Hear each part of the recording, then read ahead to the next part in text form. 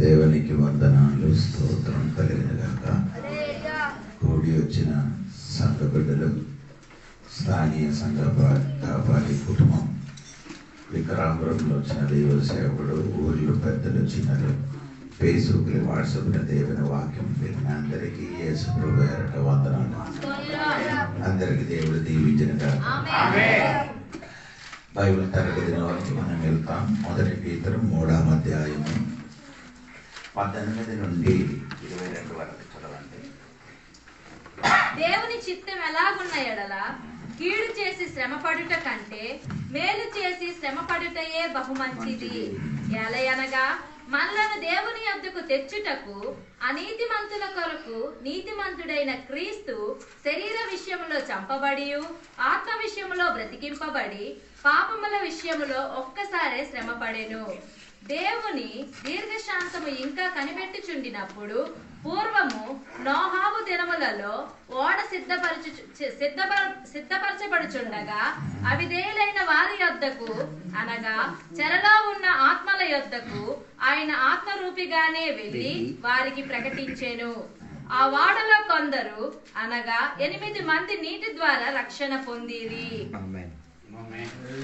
దేవునికి స్తోత్రం. ఈ 1 పేతురు 3వ అధ్యాయము 18 నుండి 22 వాక్యము వరకు మీరు చదివితే అందులో ముఖ్యమైన 3 విషయాలు ఉంది. ఒకటి, యేసుక్రీస్తు మన కొరకు చేసిన పరిచర్య. రెండవది, నోహావు చేసిన పరిచర్య. మూడవది, విశ్వాసులు చెయ్యిన పరిచర్య. విశ్వాసులు ఏం చేయాలంటే దానికి రాయి ఉంది. అది మనము ఒకటి మనం నేర్చుకున్నాం. ఇక్కడే క్రీస్తు మన కొరకు చేసిన పరిచర్య మీరు చూడండి. 3వ అధ్యాయం 18 వాక్యము ఒకసారి. అదే మొదటి, ఆయన క్రీస్తు మన కొరకు మరణించారు. దేవుని చిత్తం అలాగున్న ఎడల కీడు చేసి శ్రమపడుట కంటే మేలు చేసి శ్రమపడుటయే బహుమంచిది. ఎలయనగా మనలను దేవుని యొద్దకు తెచ్చుటకు అనీతిమంతుల కొరకు నీతిమంతుడైన క్రీస్తు శరీర విషయంలో చంపబడి చూడండి, మనకు దేవుడు దగ్గరికి చేర్చడానికి చేర్చడానికి అంటే కొంచెం మంచి పదం, తెచ్చుకోవడానికి, తెచ్చడానికి, ఎడగ రాయబడింది. దేవునికి స్తోత్రం. క్రీస్తు మన కొరకు ఏం చేశారు?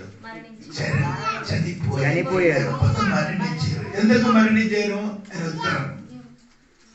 మనకు దేవుడి దగ్గరికి చేర్చడానికి ఆయన ఏం చేశారు? యేసయ్య మరణించలేకపోతే మనము యేసయ్య దగ్గరికి చేరలేము. ఎంతమందికి అర్థమైందండి? నువ్వు నేను దేవుడు సన్నిధికి చేరడానికి క్రీస్తు మన కొరకే చేశాడు, మరణించారు. స్తోత్రం. ఆ రోజు క్లాసులు మీకు చెప్పారు. దేవునికి స్తోత్రం. అంటే క్రీస్తు మరణం వలన దేవునితో మనకేముందండి? సంబంధం ఉంది. స్తోత్రం. అదే ముందుకు మనకు సంబంధం లేదు. ఎందుకంటే దేవునికి ఎదుటగా మన శత్రులుగా ఉన్నాం. మనం ఎలా ఉన్నారండి?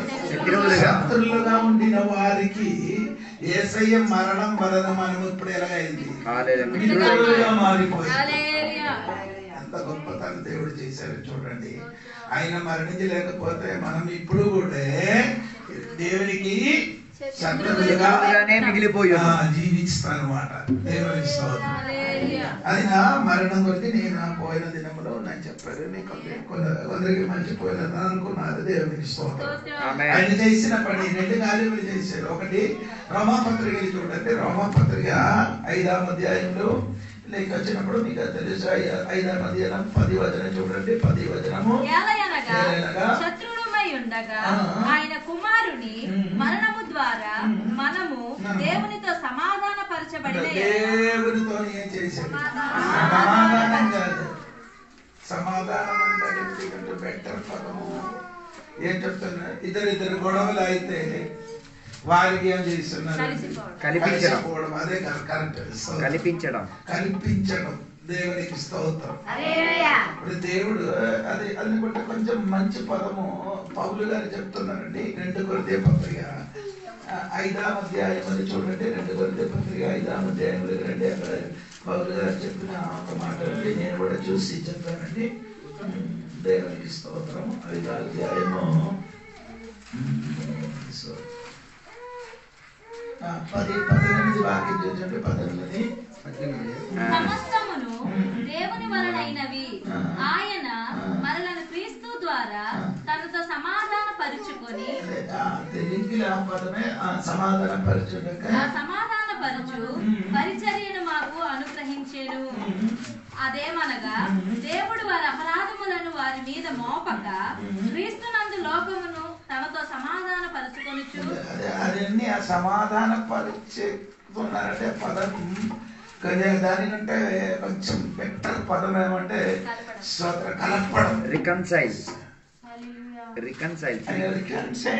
తెలుగులో ఏమొస్తుంది? అది రికన్సైల్ అంటే తిరిగి మరలా స్థాపించడం. అంటే ఇరిగిపోయిన బంధత్వంలో తిరిగి దాన్ని మరలా తిరిగి అతికించడం. ముందుకు మనం ఆదాము దేవుడితోని బంధం ఉండేది, సంబంధం తెగిపోయిన బంధం మళ్ళీ ఏం చేశారు? పదముకి అర్థం వేరే ఉంది. దేవునికి స్తోత్రం. అప్పుడు నేను చెప్పిన ఇది ముందుకు ఆదాము దేవుడితో ఏదో ఉంది సంబంధం ఉంది, బాగా ఉండేవారు. కానీ పాపము చేసిన వలన దేవుడితో ఏం తగ్గిపోయింది, అనుబంధం తగ్గిపోయింది. కాబట్టి మనము దేవునికి శత్రువు. ఆ యేసు ప్రభు మన కొరకు మరణించిన కాబట్టి ఒక పక్క దేవుడు, మరి పక్క శత్రువులకి దేవుడు ఏం చేశారు? కలిపారు. దేవునికి ఈ రాత్రి దేవుడు మనకి కలిపిన కాబట్టి దేవునికి చెప్పాలి. ఇప్పుడు వరకు దేవునితో కలవలేని వాడు, కలిపలేని వాడు, కలిపడానికి వస్తువులు తెచ్చి వస్తున్నారు. ఏమండి? వస్తువులు తీసుకొచ్చి ఎందుకు? కలపడానికి. ఎవరికి?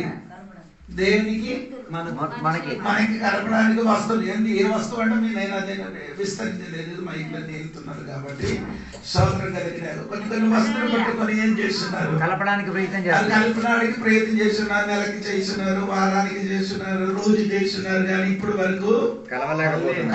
అది లేకపోతే వారు అక్కడికి కలవలేరు. అది లేకపోతే, ఆ వస్తువులు లేకపోతే వారు అక్కడికి కలవలేరు. మనకి వస్తు అవసరం లేదు, వస్తు తెచ్చుకునే వ్యక్తికి అవసరం. అర్థమైందా లేదా నాకు తెలియదు. సందర్భం వింటే మాత్రం అర్థం అవుతున్నారు. ఈ కలపలేని వాడు కలపడానికి ఏమవుతున్నారంటే వస్తువులు తెచ్చి వస్తున్నారు. అది రోజు నెలకి వారానికి ఒక్కొక్క వస్తువులు పట్టుకొని వచ్చి దేవుడితో ఏం చేస్తున్నారు? కలపడానికి వస్తున్నారు. కలుసుకోవడానికి. కానీ అవి ఏమవ్వలేదు, తర్వాత మళ్ళీ ఏం చేస్తున్నారు? అదే ప్రక్రియ దేవునికి స్తోత్రం కలిగింది కాదు. అంటే మనకి దేవుడు ఏం చేశాడు? ఆయన మరణం వలన ఇంకా వస్తువు అవసరం లేదు, వస్తువు తెచ్చుకున్న వ్యక్తికి అవసరం. స్తోత్రం. అంటే నేను చెప్పినది నీ ఇచ్చిన వస్తువు కాదు, నిన్ను దేవుడికి కావాలి, నన్ను దేవుడికి కావాలి. అదే దేవుడు కోరుకున్నారు. దేవుడికి స్తోత్రం కలిగిన దేవునికి స్తోత్రం కలిగినట. ఇప్పుడు దేవుడితో మాత్రం కలపడు, మనుషులతో దేవుడు ఏం చేశారు? ఎఫెసీ పత్రిక 2వ అధ్యాయం దగ్గరండి. మన 2వ అధ్యాయం 14వ వాక్యం. ఎఫెసీ పత్రిక 2వ అధ్యాయం 14వ వాక్యం దగ్గరండి. ఎఫెసీ పత్రిక 2వ అధ్యాయం 14వ వాక్యం చూడండి. ఆయన మన సమాధానమై ఉండి మీకును మాకును ఉండిన ద్వేషమును అనగా విధి రూపకమైన ఆజ్ఞలు గల ధర్మశాస్త్రమును తన శరీరమందు కొట్టివేయుట చేత మధ్య గోడను పడగొట్టి మన ఉభయములను ఏకము చేసేను. ఇట్లు సంధి చేయుచు ఈ ఇద్దరిని తన యందు ఒక నూతన పురుషునిగా సృష్టించి తన శిలువ వలన ఆ ద్వేషమును సంహరించి దాని ద్వారా వీరిద్దరిని ఏక శరీరముగా చేసి ఎప్పుడు మధ్య గోడలు పగలగొట్టి పగలగొట్టి రెండు రెండు ఉభయములను ఏకము మధ్య గోడను పగలగొట్టి చదవండి. మధ్య గోడను పడగొట్టి మన ఉభయములను ఏకము చేసెను. ఇట్లా సంధి చేయుచు ఈ ఇద్దరిని తన యందు ఒక నూతన పురుషునిగా సృష్టించి తన సిలువ వలన ఆ ద్వేషం ఒకటి ఆ గోడ రెండవదే సిలువ మరణం వలన రెండు కార్యం జరిగారు.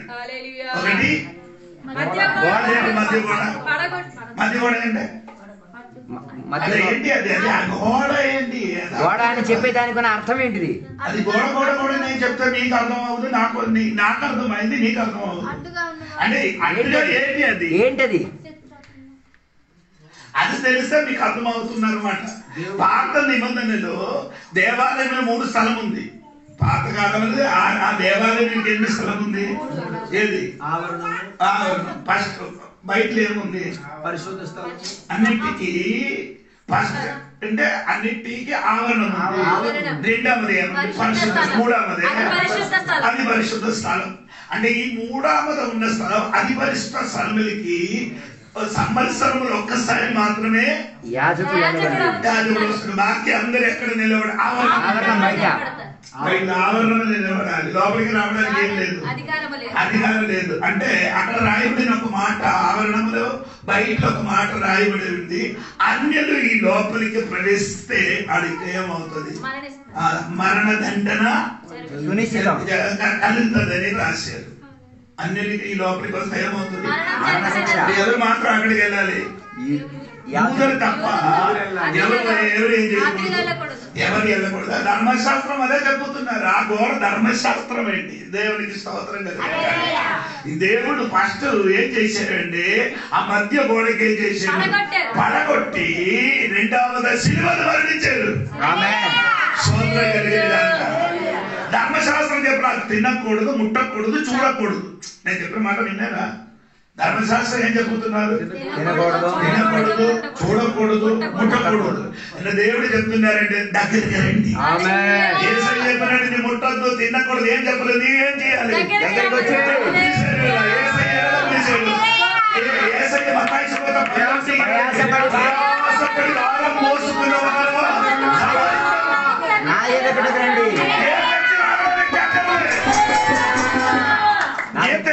నేను నన్ను తానే తెచ్చుకొని వచ్చాను. నీ తెచ్చుకొని అక్కర్లేదు. నీ కొరకు నేను సిల్వర్ ఏమవుతుంది అనిపిస్తుంది.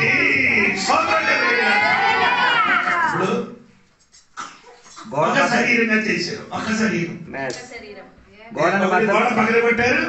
ఏక శరీరముగా చేశారు. ఏక శరీరం అంటే ఒకటి ఉభయులకి అన్నిటికి ఒకటే ఒక శరీరం, ఒకే శరీరం. నీకు చెప్పిన అర్థమైంది. ఎందుకు అట్లే చెప్పారని నీ అర్థం తెలిసి చెప్పాలి. ఇది దానికి ఏం చెప్తున్నారు ఇక్కడ? ఈ బల్లం ఇక్కడ పెట్టారు కదా, అది వాళ్ళు చేస్తున్నారు కదా.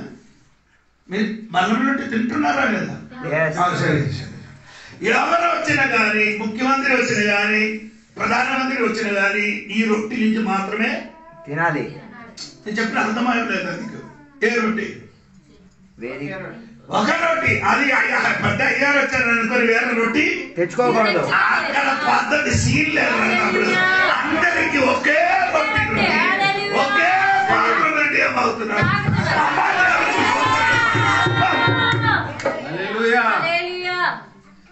వేరే మనుషులు అయితే ఏమవుతుంది? ఇక్కడ ఒకటి ఉండగా వేరే ఒక రొట్టి తెచ్చుకొని ఆయన వేరే స్తోత్రం కలిగిన నీకు అర్థమవుతున్నట్టు తల్లి. అంటే సామాన్య ప్రజలకి ఈ రొట్టి, డబ్బు ఉన్నోడికి ఆ రొట్టి. నీకు అర్థమవ్వలేదు. అదే పాత నిబంధనలు ఏమంటుంటే 12 రొట్టి ఉంది. అది ఎవరు తినాలి? యాజకులు మాత్రమే. ఎవరు తినకూడదు. అలా నీకు అర్థమవ్వలేదు. 12 రొట్టి దేని మీద ఉంచుకొని ఆ రొట్టి ఎవరు తినాలి? యాజకులు తప్ప ఎవరు ఏం చేయకూడదు. కానీ ఆ తినడానికి ఏముంది? వేరపాటు. కానీ ఇక్కడికి చూడండి, బలం కార్యక్రమం, బాల మనసు ఉంది, బాప్టిజం ఉంది, పరిశుద్ధంగా జీవించిన ఏడు కులములు ఉన్న వారు అయితే కూడా ఈ రొట్టి నుంచే మరణిస్తారు. ఈ రొట్టి నుంచే పాస్టర్ గారు అందరికి అందరికి పంచి పెట్టుతుంది. హల్లెలూయా చెప్పండి. అని పెద్దోడు కదా మరి మా ఇవ్వడానికి లేదు. ఒక్క దాని నుండి చిన్న పెద్ద తేడా లేదు. అదే అక్కడికి వెళ్తే నీకు ముట్టరు. చిన్న జాతి అయితే చేయి చూపించే పాస్ గారు ఇదిగా వేస్తుంది. ఎక్కడ లేదు, వేరే లేదు. అందుకని నేనేం తెలియదు. కొన్ని చోట్లకి వెళ్తే మీ కులాన్ని బట్టే కదా మీ చేతికి సామాన్లు ఇచ్చేది. ఎలాగ చూపించాలి, ఎలాగ చూపించాలి. అప్పుడు ఏం చేస్తాను? ఉదాహరణకి మీరు వెళ్ళి అక్కడ చెప్పండి, మీరు ఆదివాసీని చెప్పండి, అప్పుడు ఆడు ఎలా చేస్తాడు చూడండి. అలా నీకు అర్థమైంది. ఇక్కడికి వచ్చినప్పుడు అందరూ ఒకే రొట్టె నుండి ఏం చేస్తున్నారు? అదే తినేది. అదే దేవుడు ఒక్క శరీరం.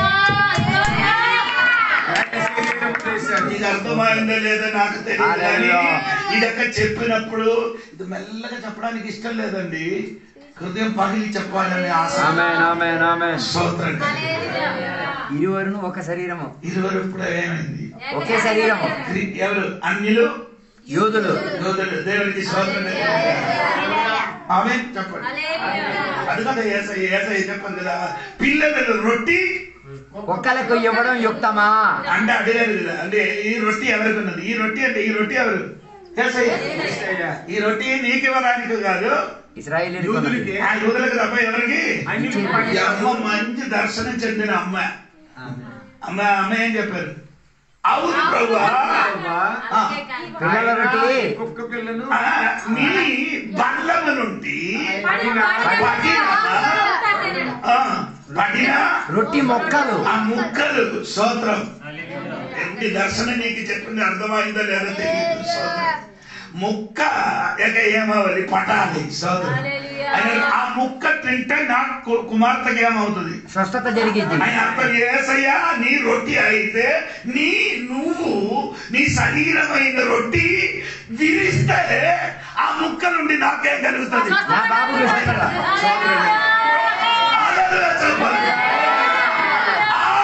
ఆయన మరణం వలన మనకేముంది?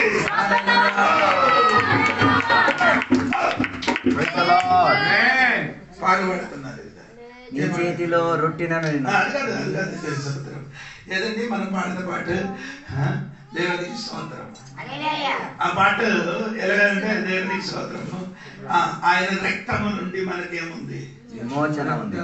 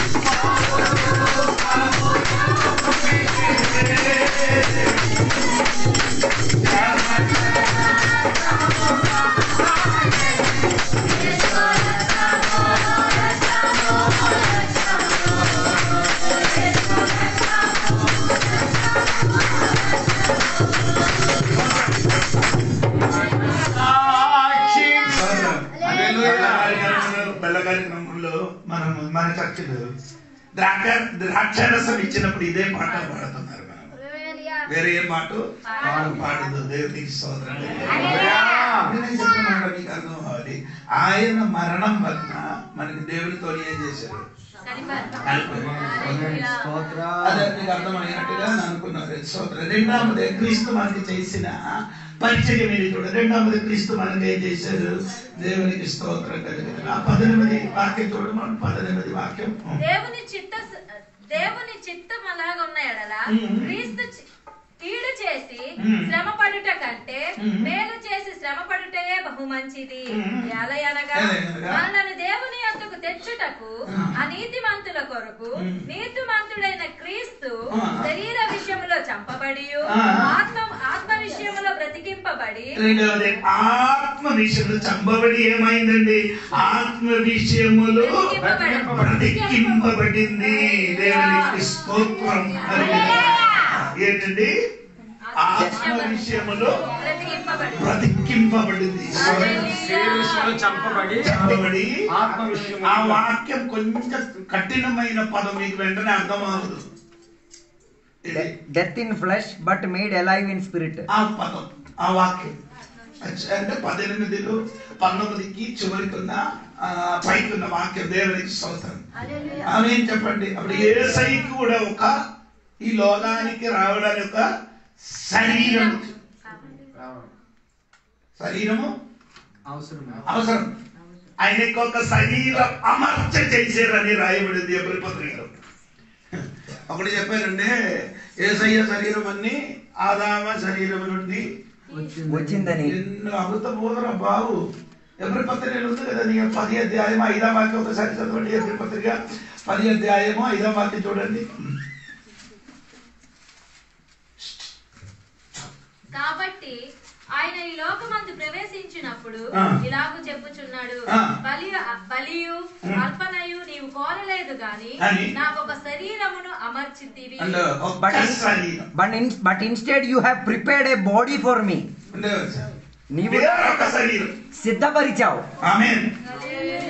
ఈ శరీరం మన శరీరంతో కాదు, వేరొక శరీరం ఆయన ఏం చేశారు? సిద్ధపరిచారు. అమర్చ చేసి లోకానికి వచ్చిందని బైబిల్ రాయబడింది. You have given me A body to offer. అప్పుడు యేసయ్యకి 3 భాగాలు ఉంది. ఒక శరీరం ఉంది, 2 ప్రాణం ఉంది, 3 ఆత్మ ఉంది. స్తోత్రం. అది యేసయ్య కూడా ఇది కూడా ఉంది. అది శరీరం ఉంది. ఆ శరీరం శిలువలో మరణించారు. అదే అంటే ప్రాణము. అందుకని కలవరపడింది. ఆయన ఏం చేశారు? కలవరపడినది ప్రాణం అంటే ప్రాణం ఊపిరి. ప్రాణం అంటే కలవరపడిన ఊపిరియా? హృదయం కాదా? హృదయం చెప్పొచ్చు, మనసు. నీ వ్యక్తిత్వం మనకి కేంద్ర స్థానం అని చెప్పొచ్చు. ఇప్పుడు జోని అంటే ఎవరు? ఈ చూసిన కాదు, నీళ్ళు జోనిలో ఒకటి ఉంది, దానికి ప్రాణం అని చెప్తున్నారు, దానికి హృదయం అని చెప్తున్నారు. దేవునికి మనసు అని చెప్తున్నారు. దేవునికి స్తోత్రం కదా. అందుకని యేసయ్య ప్రాణం ఉన్న కాబట్టి కలవరపడింది. దేవునికి స్తోత్రం కదా. స్తోత్రం చెప్పలేదు. ఆయనకి ఏముంది? ఆత్మ ఉంది. అందుకని చనిపోయినప్పుడు యేసయ్య చెప్పారు, చెప్పండి మీరు, నా ఆత్మను దేవునికి అప్పగించుచున్నాను. తండ్రి నా ఆత్మని నీ చేతికి అప్పగించుచున్నాను. చెప్పాలి. దేవునికి యేసయ్యకి ఏముంది? శరీరం ఉంది. 2 యేసయ్యకి ఏముందండి? ప్రాణం ఉంది. స్తోత్రం. 3 యేసయ్యకి ఏముంది? ఆత్మ ఉంది. దేవునికి స్తోత్రం కదా. అదే చెప్పాలి. అలాగే మా పదవులు చదువుతున్నారంటే ఆ ఆత్మలు ఏమైంది? బ్రతికింపబడింది. దేవునికి యేసయ్య మరణం ఎలాగ జరిగింది చెప్పండి? యేసయ్య మరణం ఎలా జరిగింది? అలాగైతే నీ సిలువలో మరణించాలని చెప్తున్నారు కాదు. ఎప్పుడు పత్రిక 9 అధ్యాయం రండి. అప్పుడు నేను మనస్సుకి బాధపడకుండా వెంటనే నేను కూడా చెప్పాను. 9 అధ్యాయంలో 14వ వాక్యం చూడండి. 9 అధ్యాయం 14. ఆత్మ ద్వారా తన్ను తాను దేవునికి నిర్దోషినిగా అర్పించుకొనిన క్రీస్తు యొక్క రక్తము. సరే, ఎలాగ యేసయ్య మరణం ఎలాగ మరణించారండి? 14వ వాక్యం అనుసరించి యేసయ్య మరణం ఎలాంటి మరణం? పైన ఉంది.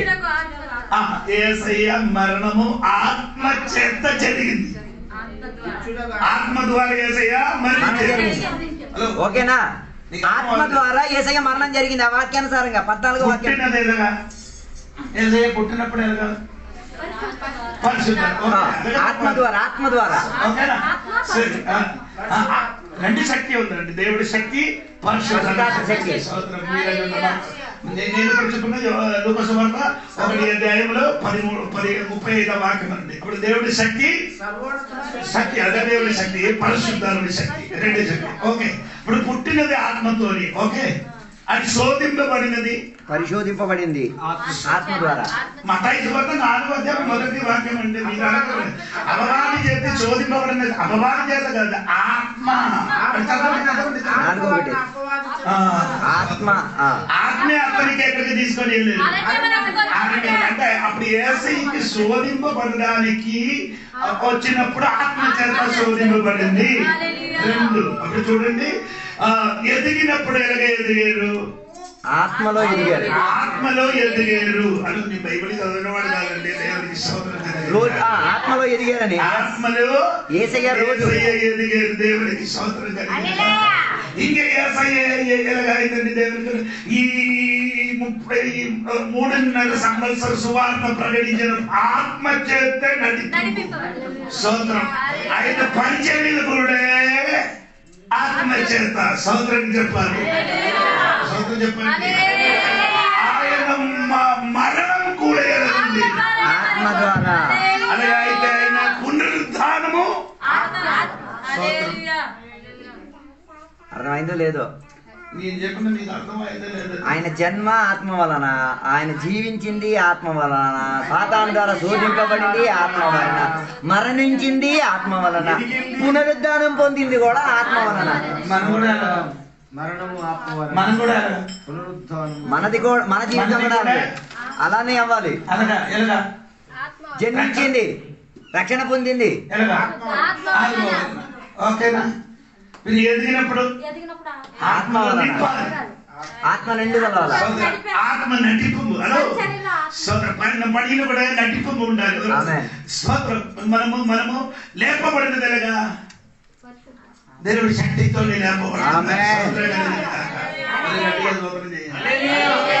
అప్పుడు నేను చెప్పుకొని వచ్చింది, యేసు ప్రభు కూడా ఆత్మ చేత ఏమైంది? మరణించారు. స్తోత్రం కలిగినగా. అది యేసయ్య లేచినప్పుడు కూడా ఆత్మ చేత ఏమైంది? లేపబడ్డారు. దేవునికి స్తోత్రం కలిగినగా. ఇక్కడే ఆత్మ చేత జీవింపబడిన నీ పదం ఉందిగా, అదేంటి అని అర్థము? ఆయన పునరుద్ధానం గురించి అక్కడ రాయబడింది. ఆత్మ వలన జీవింపబడారు. ఆత్మ వలన ఆయన పునరుద్ధానం, but made alive in spirit.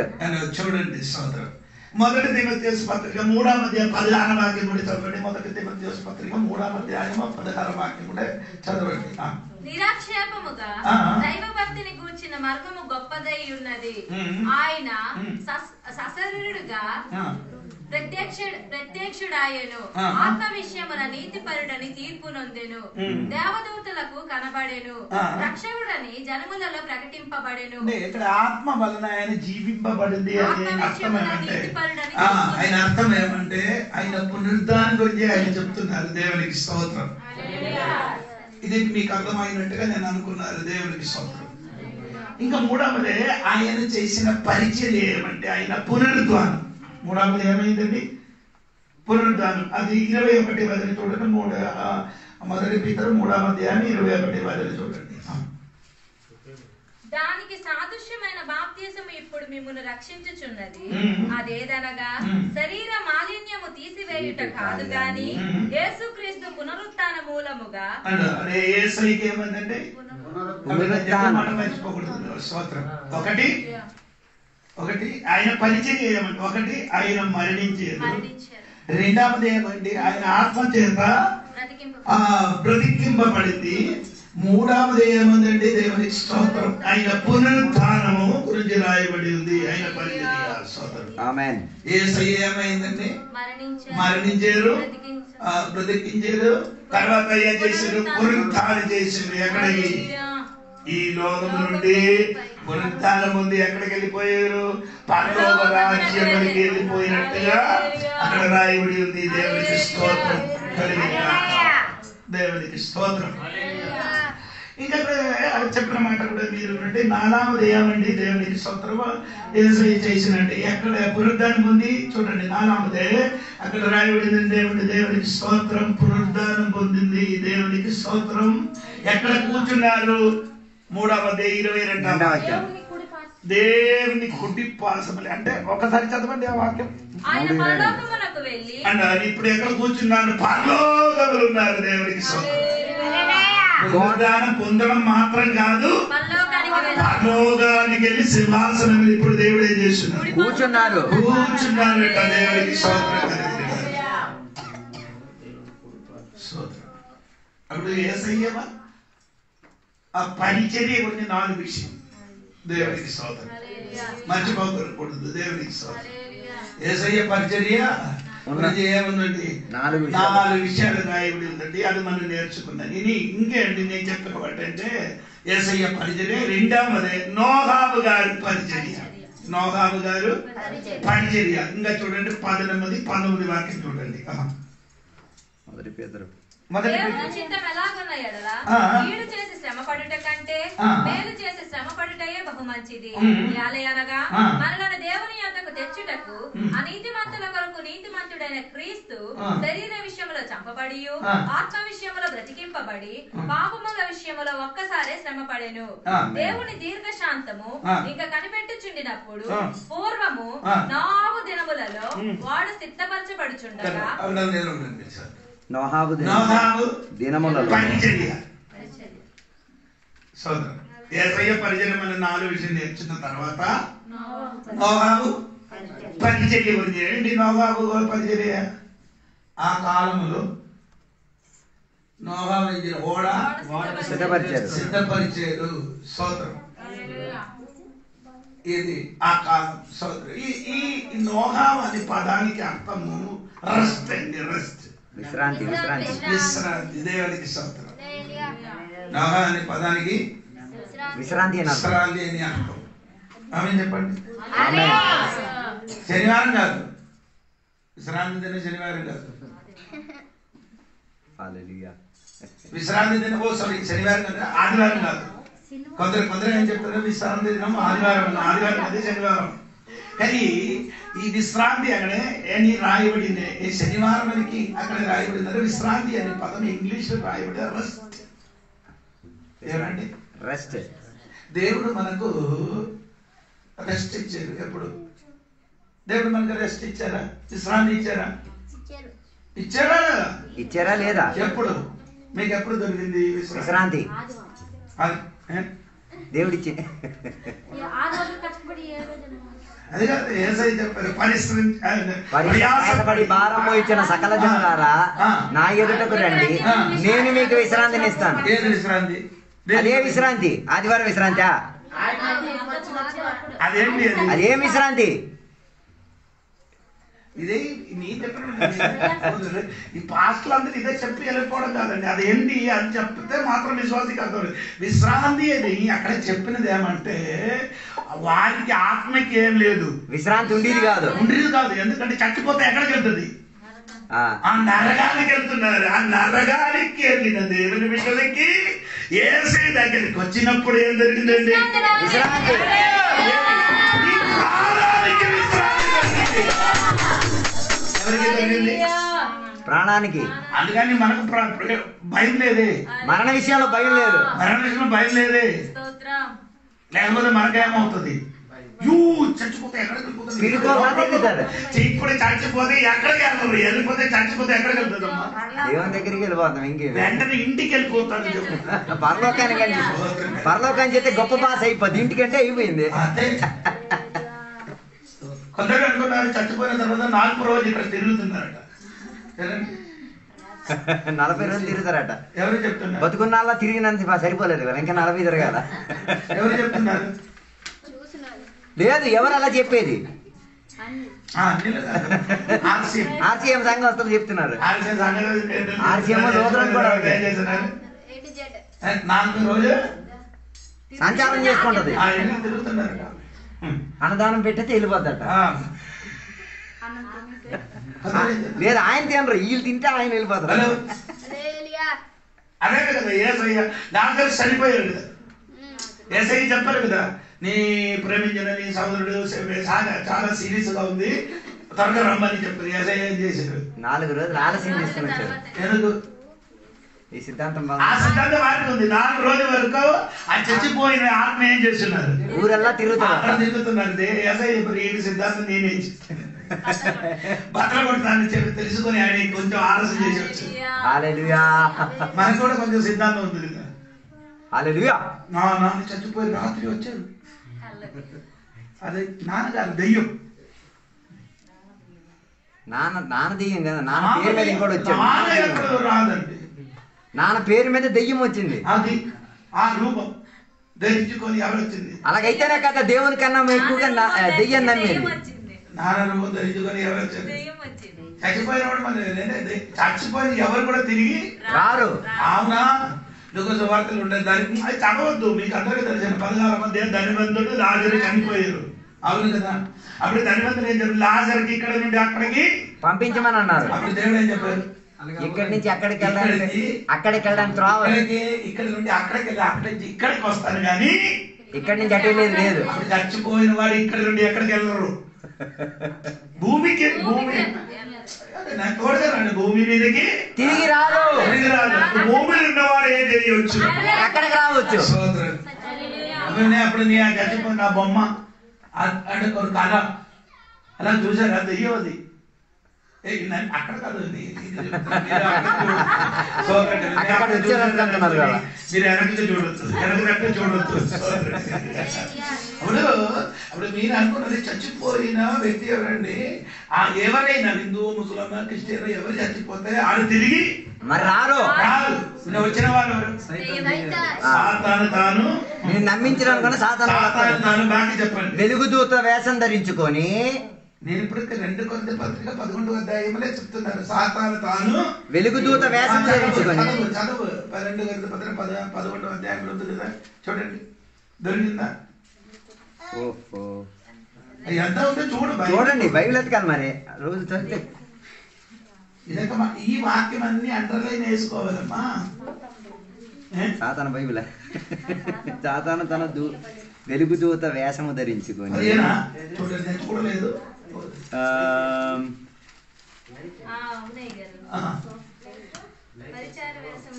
అది చదవ, అదే కరెక్ట్. గనుక వారి పరిచారకులను నీతి పరిచారకుల వేషము ధరించుకొనుట గొప్ప సంగతి కాదు. 13 నుండి చదవండి. ఏలయనగా అట్టి వారు క్రీస్తు యొక్క అపోస్తలుల వేషం ధరించుకొని వారై ఉండి దొంగ అపోస్తలులను మోసగాండ్రగు పనివారై ఉన్నారు. ఇది ఆశ్చర్యము కాదు, సాతాను తానే వెలుగుదూత వేషము ధరించుకొనుచున్నాడు. అప్పుడు నీ ఇంటికి వచ్చిన వాడు ఎవరు? సాతాను. ఆ ఇంటికి వచ్చి తలుపులు కొట్టిన వారు ఎవరు? చచ్చిపోయినోడి పేరు మీద అందరు చెప్పలేదు. ఎవరు? నీకంటే కళ ఎవరు? నాన్న కాదు, అమ్మ కాదు, బిడ్డ కాదు, సాతాను. ఆ కళ వచ్చింది కూడా. మా నాయన నిన్న కనిపించాడని అందరూ ఏం చెప్తున్నారండి? నాన్న వచ్చారు, నాకు నీళ్ళు కావాలి, నాన్న ఏది అడుగుతున్నారు అన్ని ఇచ్చేస్తారు. అది ఎవరు? సాతానే. సాతానే. ఏ నాన్న రాదు, చచ్చిపోతే మరి రాదు. ఎందుకు రాలేదు? లూకాసు 16వ అధ్యాయం రాయబడినట్టుగా చనిపోయిన వాడు ఎవరు కూడా తిరిగి రాదు. చచ్చిపోయిన వాడు అక్కడికి వెళ్తున్నారు కానీ అక్కడి నుండి ఇక్కడికి. స్తోత్రం. అప్పుడు ఇప్పుడు వేషం ధరించుకొని ఒకటి అంటే ఒక బొమ్మగా కనిపించారు, ఒక ఆడపిల్లలుగా కనిపించారు, ఒక మగవాడుగా కనిపించారు. దాన్ని ఎవరు? దేవుడు కాదు, వెలుగుదూత వేసుకొని సాతాను వచ్చాడు నిన్ను మోసం చేయడానికి. అదే కారణం ఉంది. సాతాను అది అంటే అది నీకు ఇంకా తెలియాలంటే బైబిల్ మనం అలాగే వెళ్ళిపోతారు విషయం. సమూహలు చచ్చిపోయిన తర్వాత ఎవరి దగ్గరికి వెళ్ళారు?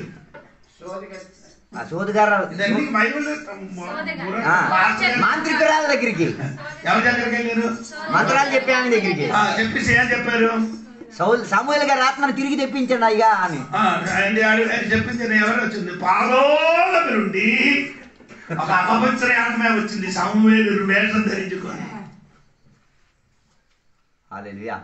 సమూయేలు వేషం ధరించి ఒక అపవిత్ర ఆత్మ వచ్చింది తప్ప పాదాలు సమూయేలు రాలేదు. సమయం రాదు, ఎలాగా వస్తుంది అక్కడి నుంచి ఇక్కడికి రావడానికి అవకాశం లేదు. ఎందుకు? మనకు పాదాలకి తాళం ఎవరి చేతిలో ఉంది? యేసయ్య చేతిలో ఉంది. అక్కడ నుండి ఎక్కడికి ఇక్కడికి ఎలా వస్తుంది? ఆయన వేసిన తాళాన్ని ఎవరు తిప్పితే మాత్రం కదా వస్తుంది. ఆయన చెప్పండి ఎవరు రాలేదు. మరణానికి పాతాళానికి ఉన్న తాళం యేసయ్య చేతిలో ఉన్నందును ఆయన పిల్టు పట్టుకుని అది లాగి చూడండి వాళ్ళు రాగలుగుతారా? నీకు అర్థమైందా? అందరు సైలెంట్ గా కూర్చున్నారు. కొత్త కొత్త కాన్సెప్ట్ వింటున్నారు కదా, అట్లా అర్థమవుతుంది. అందుకని దేవుడు సంఘ బిడ్డలారా మరిచిపోకూడదండి. దేవునికి స్తోత్రం కలిగింది. చనిపోయిన వారు ఎవరు కూడా తిరిగి రారు. అంటే మీరు అందుకని ఎవరికి ఊరి పోసి చచ్చిపోవడంతో ఆ చోట నుంచి వెళ్ళిపోవడానికి భయం. ఎందుకు? ఆడ రాదు, ఆవిడ రాడు కానీ వీళ్ళు ఊహలు ఆడు ఉన్నాడు కాబట్టి ఆవిడ వస్తాడు. మరి పెరుగుతుంది అక్కడ ఏదో ఒక నీడ కనిపిస్తాడు, ఆడొచ్చాడట. అందుకే మనం చచ్చిపోయిన ఇంటిలో పడుకున్నానికి భయం లేదు. ఎందుకు? మీకు భయం ఉండొచ్చు కానీ నాకు భయం లేదు. ఈ పాటలు లైట్ అన్ని మొత్తం వేసాడు. బరంపూర్లో మనం నేను అజిత్ పాస్టర్ ప్రభు నాలుగురు బరంపూర్ వెళ్ళిపోయి పాస్టర్ గారు ఏం చేశారంటే మనకు ఒక ఇల్లు ఇచ్చారు. పాస్టర్ గారికి ఫ్రీగా ఇల్లు దొరికింది. అద్దె లేకుండా ఫ్రీగా ఇచ్చారు కాబట్టి ఆ ఇల్లు పాస్టర్ గారు వాడుకున్న కొన్ని రోజులు అక్కడే ఉండిపోయారు. పాస్టర్ పిల్లలు నాలుగు అక్కడ ఉండి ప్రార్థన చేసి అడిగిన తర్వాత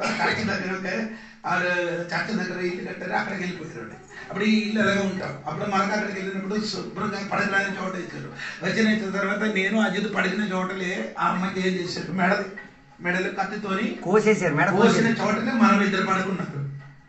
ఆ పాత కొడుకు వచ్చి చెప్పారు, అయ్యగారు ఇక్కడే అమ్మాయికి ఏం చేశారు, చంపేశారు, పీక కూసి చంపేశారు ఈ గదిలోనే అని ఆ మంచం చూపించి మాకు చెప్తున్నాడు. ఇదిగా ఇదే ఏం చెప్పారు, ఆ అమ్మని చెప్పారు మనగా మన హాయిగా పడుకున్నారు. కిటికీ ఇప్పేసి మరి పడుకున్నాం మేము.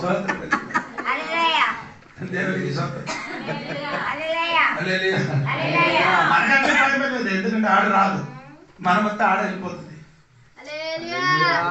మనం వస్తే దెయ్యం ఏమవుతుంది? పెద్ద ఆయన వచ్చాడని నేను వెళ్ళిపోతాను అంటాడు.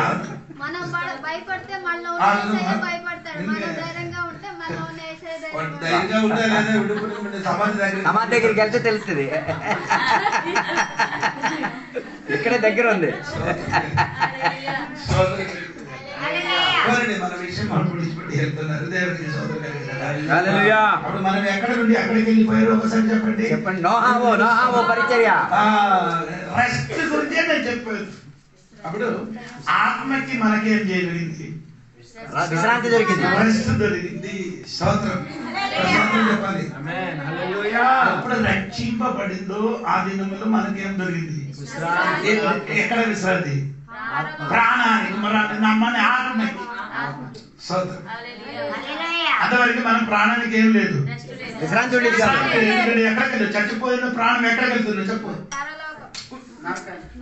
నరకం కాదు, నరకములకి వెళ్ళడం. ఎక్కడ ధనివంతుడు ఆత్మ ఎక్కడికి వెళ్ళింది? ధనవంతుడు ఆత్మ.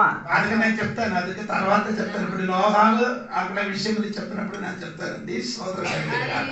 అప్పుడు అక్కడే ఏమంటే అది ఆ స్థలములకి చెప్పిన పేరు ఎక్కడ ఏంటంటే తెలిసిన యాతన స్థలం, అంటే వేదన స్థలం. ఏంటంటే ధనవంతుడు వెళ్ళింది, ధనవంతుడు వెళ్ళింది చోట ఏమంటే వేదనాస్థలం. అది కింద ఏంటి? నరకం. దాని కింద ఆ నరకంలో ఏమవుతున్నారు? అగ్ని మండుతున్న పైన మీరు ఇడ్డలి వేసినట్టుగా ఇడ్లీ చేస్తారా? కింద నీళ్ళు పైకి ఏమవుతుంది? ఆవిరి ఆవిరి. అలాగా ఈయన పైన ఏతనా స్థలంలో వాడున్నాడు, అవతల పక్క నరకం ఉంది, అటు నుంచి వేడి ఇట్లా వస్తుంది. కింద నుండి మంట ఎక్కడికి వస్తున్నారు? ఏతనా స్థలానికి వస్తుంది, పైకి వస్తున్నారు. అక్కడే ఏమవుతున్నాయి? యాతనే అనుభవిస్తున్నారు. ఇప్పుడు రక్షింపబడలేదు, రక్షింపబడి మళ్ళీ సారాయో మళ్ళీ సిగరెట్ ఇదన్నీ తాగిన వాడు చనిపోతే ఎక్కడికి వెళ్తుంది? అక్కడ వెళ్ళి ఏమవుతుంది? ఉడుగురు ఉడుగురు ఉడగరు ఉడగకుండా ఏమవుతుంది? రాబోయే రోజులు ఇంక ఉడగరు కదా. నీళ్ళు నీళ్ళు నీళ్ళు ఎందుకు నీళ్ళు? సూర్యుడు మంట. ధనవంతుడు. స్తోత్రం కలిగిన అక్కడికెళ్ళకుండా నీ ప్రాణముల పాదాళము నుండి తప్పిపోయిందని కీర్తనలు రాయబడి స్తోత్రం కలిగిన మన ప్రాణ పాదాళము నుండి తప్పిపోయింది కాబట్టి మన ప్రాణానికి ప్రేమ రక్షణ పొందలేని వాడు రక్షణ పొందలేదు. బాప్టిస్ట్ నీ పొందలేకపోతే నీ గది అత అంతే. వేతనా స్థలమే యాతనా స్థలం. ఈ రోజు నీ చచ్చిపోయింది అనుకో, కస్తూరి మీరు చెప్తున్న వాక్యానికి నాకు బాప్తిసం లేదు, నాకు బాప్తిసం కావాలి. ఈ రాత్రి పొందుకుంటే బెస్ట్. హల్లెలూయా. హలో నీ ఊరికలు ఆ అమ్మ చెప్పినది కరెక్ట్, వాస్తవం. అది కరెక్ట్. అది నీకు అర్థం తెలియలేదు. ఈ రాత్రి మరణం సంభవించి వచ్చిన అనుకో, ఓ లార్డ్ పోయింది మొత్తం. స్తోత్రం. అరే పాస్టర్ గారికి ఏదో డబ్బులు దొరకడానికి మనం మీరు అమ్మ బాప్టిజం పొందని చెప్పడం అనుకున్నారే, అది కాదు. ఏతనా స్థలం అక్కడికి వెళ్ళకుండా ఏమవుతుంది? ఆమేన్. విశ్రాంతి దొరికింది. హల్లెలూయా. నీ పిల్లలు 10 పాస్ అవ్వచ్చు, 10 మెట్రిక్ పాస్ అవుతే 12 తర్వాత కాలేజ్ తర్వాత అలాగే చెప్పి వెళ్ళిపోతుంది. వారెక్కడే ఉంది. ఏతనా స్థలం నీ చచ్చిపోయి పనులకు నీ పిల్లలు అక్కడ పడుతుంది. ఏతనా స్థలం నుండి నిన్ను బూదులు ఆడుతుంది. బతుకుండి నాకు జన్మని ఈ పిశాసు నాన్న అప్పుడు నాకు బాప్టిజం గురించి చెప్తే ఈ స్థలం నుంచి తప్పిపోయిందేమో రాదట. యాతనా స్థలం తప్పించుకుంది. హల్లెలూయా. హల్లెలూయా. మనకి ఇక్కడ గంటలు ఈ పాట పాడిన నీకు నువ్వు, కానీ ఇప్పుడు మన ప్రాణానికి ఏం కలిగిందండి? విశ్రాంతి కలిగింది. నీకు ఇప్పుడు ఏదైనా వస్తాయి, చచ్చిపోతే ఏమవుతాను ఏమవుతుంది మనకేం లేదు, నో ప్రాబ్లం. స్తోత్రం. అదే విశ్రాంతి. అది ఒకటి నేను చెప్పిన మాట మర్చిపోలేదు. ఒకటి నీ ప్రాణానికి విశ్రాంతి. రెండు స్తోత్రం. రెండవది ఏమండి? శనివారం దినం, అవును కదా, సబత్. యా, దానికి 7వ రోజు నీ ఏం చేయాలి? విశ్రాంతి. 7వ రోజు ఏమేయాలి? విశ్రాంతి. స్తోత్రం చెప్పండి. 7వ రోజు ఏం చేయాలి? రెస్ట్. అక్కడ విశ్రాంతి కాదు, ఇంగ్లీష్ లో రెస్ట్.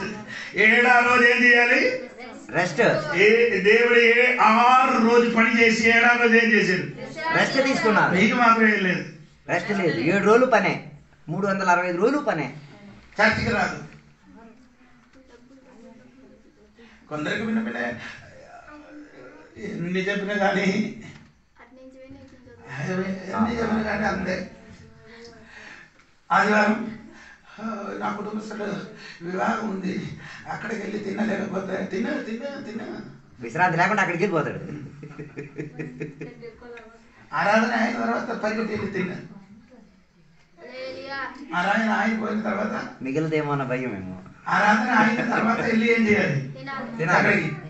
విందులకి గాని దేనికి గాని 2 రోజుల ముందుకే ఎక్కడ పడుతుంది. ఆరాధన లేకపోతున్నా ఒక రోజు తినాలి. అవి తినేసినా తినకపోయినా పొద్దున వచ్చేది అదే చెరువు. కొడుకు మ్యారేజ్ రోజు అంటే నేనే ఆదివారం వెళ్ళి చర్చికి వెళ్ళి ప్రార్థన చేసి వచ్చిన తర్వాత మ్యారేజ్ పాల్గొనలేదు. అప్పుడు ఆడు తిట్టాడు, నీకు నా కొడుకు మ్యారేజ్ అయినప్పుడు కూడా నీ కొడుకు కంటే అంట, నీ కొడుకు నాకు నీకేమంటే ఓ బోధనం. తినుము తాగుము ఉల్లసించము. రెస్ట్. ఆరాధన చేయని రోజు 7వ రోజు ఏం చేయాలి? దేవునికి ఆరాధన చేయాలి. అందరికీ ఏమండి? ఆరాధన ఉండదు, తినేసి ఆరాధన. ఏమంటే ఎవరి పత్రికలు ఉంది 10 అధ్యాయం అలవాటు అయిపోయింది కొందరికి ఆరాధన ఎగ్గొట్టడం. అవునా? 25 10 25 కదా. సమాజ కూడికలను మానివేయడం అలవాటు అయిపోయింది. ఆడ మానకండ కాదండి. ఇంగ్లీష్ బైబిల్ చదివితే కొందరికి ఏమిటంటే అలవాటు, a habit of some. Habit. ఆరాధన మానడం హాబిట్ అంటే అలవాటు అయిపోయింది. స్తోత్రం. ఇంకా వేరే దేవుడు వేరే ఉందండి. స్తోత్రం కలిగింది కాక. వేరే ఇంగ్లీష్ బైబిల్ హాబిట్ కాదు. దేవునికి స్తోత్రం కలిగి. కొందరికి ఆరాధన మానడం అదొక సరదా. ఒక ఆరాధన విలువ ఎంత ఉందా తమ్ముడు? ఉంది ఇప్పుడు ఒక ఆరాధనకున్న విలువ ఏది అదే యేసు ప్రభు చెప్పారు కదా, యేసయ్య దగ్గరికి సాతాను వచ్చి నన్ను ఒక్కసారి ఏం చేయాలి? సాగిలపడమని, ఆరాధన చేయమని. నీకేమవుతావు? ప్రపంచం అంతా ఇస్తాను. లేదు, ప్రపంచం అంతకి అంత విలువ ఉందో అంత విలువ ఉందో ఒక ఆరాధన. ఒక్కసారి సాగిల పడితే ఆరాధన చేస్తే సాతానికి ప్రపంచం అంతా ఇచ్చేస్తారంట. అప్పుడు ప్రపంచం అంతటికి ఉన్న ఖరీదు ఎంతో అంతే ఉంది నీ ఆరాధన. అది తెలియకుండా బిర్యానీ తినడానికి వెళ్ళిపోతున్నారు. పోనండి, నీ ఇష్టం, నీ కష్టం. సోదరు, ప్రపంచం అంతటికి ఉన్న విలువని వదిలేసి ఓ బిర్యానీ పట్టు. ఆరాధనకి ఏం చేయాలి? ఆదివారం దేవుడు సన్నిధికి ఆదివారం దేవుడు సన్నిధి మన దేవుడు ఎలాగ రెస్ట్ ఉండేలో మనం కూడా అలాగ రెస్ట్ గా ఉండాలి. అప్పుడు ఎన్ని రెస్ట్ చెప్పారు? ఇప్పుడు రెండు. మూడవది రెస్ట్ ఏమంటే దానియేలు పుస్తకం 12వ అధ్యాయం చదువుమంటే నీవు దానియేలు వెళ్ళి ఏం చేయాలి? విశ్రమించము. అవునా లేదా? 12 కదా, 12, 13. దానియేలు గ్రంథం 12వ అధ్యాయం 13. Eternal rest. నీవు అంత్యము వరకు నిలకడగా ఉండిన ఎడల విశ్రాంతి నంది కాలంతమందు నీ వంతులో నిలిచెదవు. 12 నుండి చదవమ్మా. 1335 దినములు తాలుకొని కనిపెట్టుకొని వాడు ధన్యుడు. నీవు అంత్యము వరకు నిలకడగా ఉండిన ఎడల విశ్రాంతి నొంది కాలాంతము వరకు నీ వంతులో నిలిచెదవు.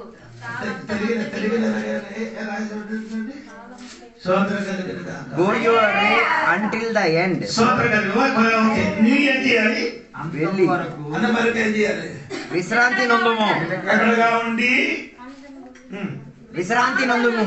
స్తోత్రం చేయప్పండి. ఆమె చెప్పాలి దేవునికి స్తోత్రం. గట్టిగా దేవునికి స్తోత్రం. హల్లెలూయా.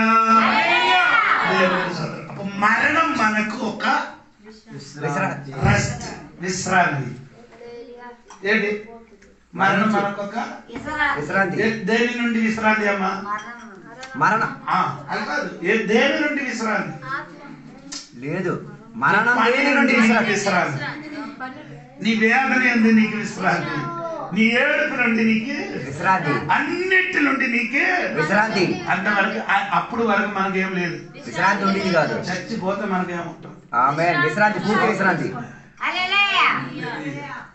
స్తోత్రం. సంగమా మనకి మరణం తర్వాత మనకి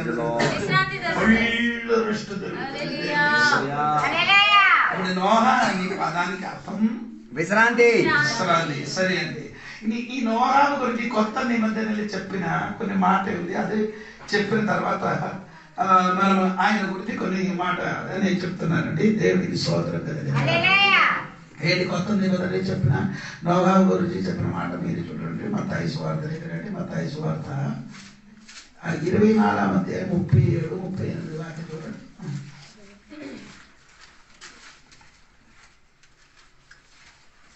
నోహు దినములు ఎలాగుండెనో మనుష్య కుమారుని రాకడయును అలాగే ఉండును. నోహు దినములు, ద డేస్ ఆఫ్ నోహా. నేను ఎలాగ చెప్పచ్చు?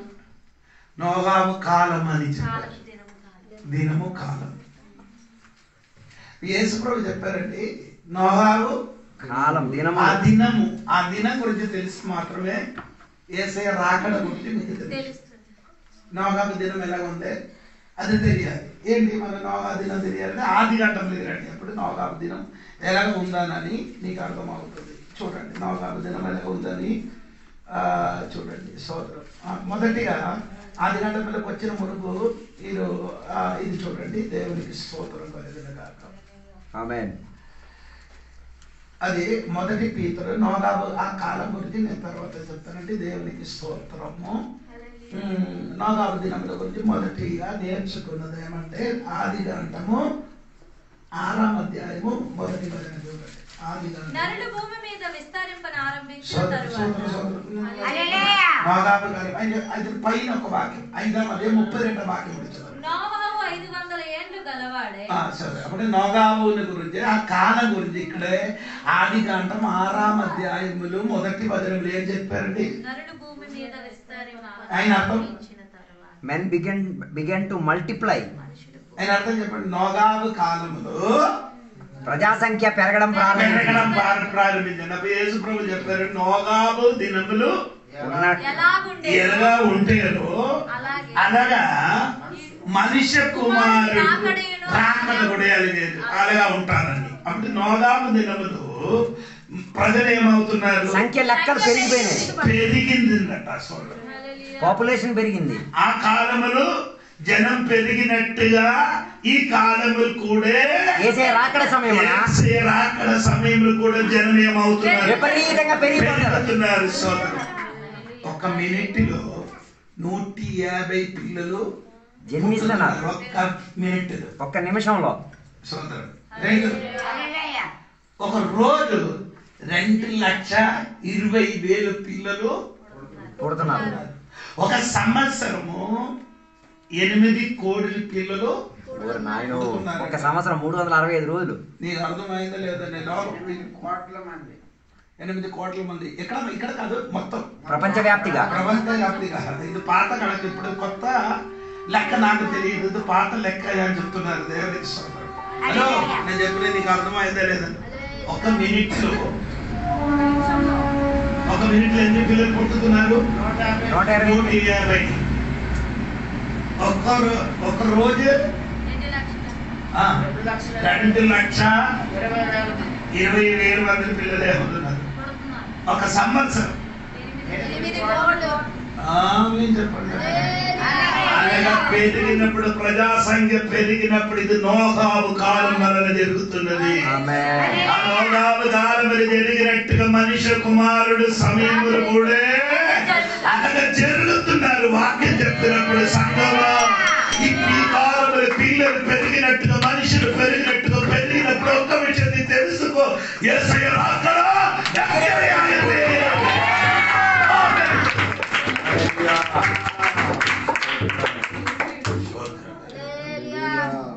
స్తోత్రం. ఇంకేంటి? నోగాబు కాలంలో ఉన్న సంగతి చూడండి. దేవునికి స్తోత్రం. 6వ అధ్యాయము 2వ వాక్యం చూడండి. దేవుని కుమారులు నరుల కుమార్తెలు చక్కని వారిని చూచి వారందరిలో తమకు మనసు వచ్చిన స్త్రీలను వివాహము చేసుకొని. చెప్పండి, ఆయన అర్థం చెప్పండి. ఇది పెద్ద సమస్య అంతే. అక్కడ దేవుని పిల్లలు అదే 2 విధముల సిద్ధాంతం ఉంది. ఒకటి చెప్తున్నారంటే దేవదూతులు ఏం చేశారంటే నరుల పిల్లలకి మేర చేశారు. దేవదూతలు యేసయ్య అని చెప్పారు. దేవదూతలకు ఇది లేదని, వివాహం లేదని, దేవదూతలకి ఏం లేదు, మ్యారేజ్ లేదు. అలాగైతే ఏదైనా అమ్మకి గర్భవతి అయిపోతే అమ్మ చెప్తాను, రాత్రి దూత నా దగ్గరికి వచ్చి సంసారం చేశారని చెప్తాను చెప్తానండి. అక్కడ దూదలే అంటే అందుకని నేను చెప్పినప్పుడు యేసయ్య చెప్పాను దూదలకి ఏం లేదు, వివాహం లేదు. స్తోత్రం. ఇక్కడ చెప్పినవారండి దేవుని పిల్లలు. ఇంకెవరండి? ఆయన ఏంటి? అదని అర్థం. దేవుని పిల్లలు ఆరాధన స్టార్ట్ చేస్తే మొదటిగా అదే చెప్పు. మొదటి ఆరాధన చేసిన వారు దేవుడు బైబిల్ అది పరలోకములు కాదు కదమ్మా, అది భూమి మీదే అడుగుతున్నారు. సోదరు, ఎవరి కాలంలో? సేతు కాలం. ఎవరి కాలంలో అండి? సోదరం. ఆరాధన అనే పదం ఎక్కడ లేదంటే ఇక్కడ లేదు. ఎక్కడ సేతు కాలంలో ఆరాధన చేసినట్టే ఇంగ్లీష్ లేదు. అది ఇంగ్లీష్ లో ఎక్కడ ఆరాధన చేశారని ఎక్కడ రాయబడిందంటే ఆదికాండం 22వ అధ్యాయం అబ్రహాం ఆరాధన చేసినట్టుగా రాయబడింది. ఓకే, ఇక్కడే సేతు కాలంలో ఏం చేశారు? ఆరాధన. దేవుడి బిడ్డలు ఆరాధన చేసి ఉంది. ఇది ఇప్పుడు దేవుడి బిడ్డలు ఆరాధన చేసి ఉండి ఈ పిల్లలు పెరిగినప్పుడు ఏం చేశారు?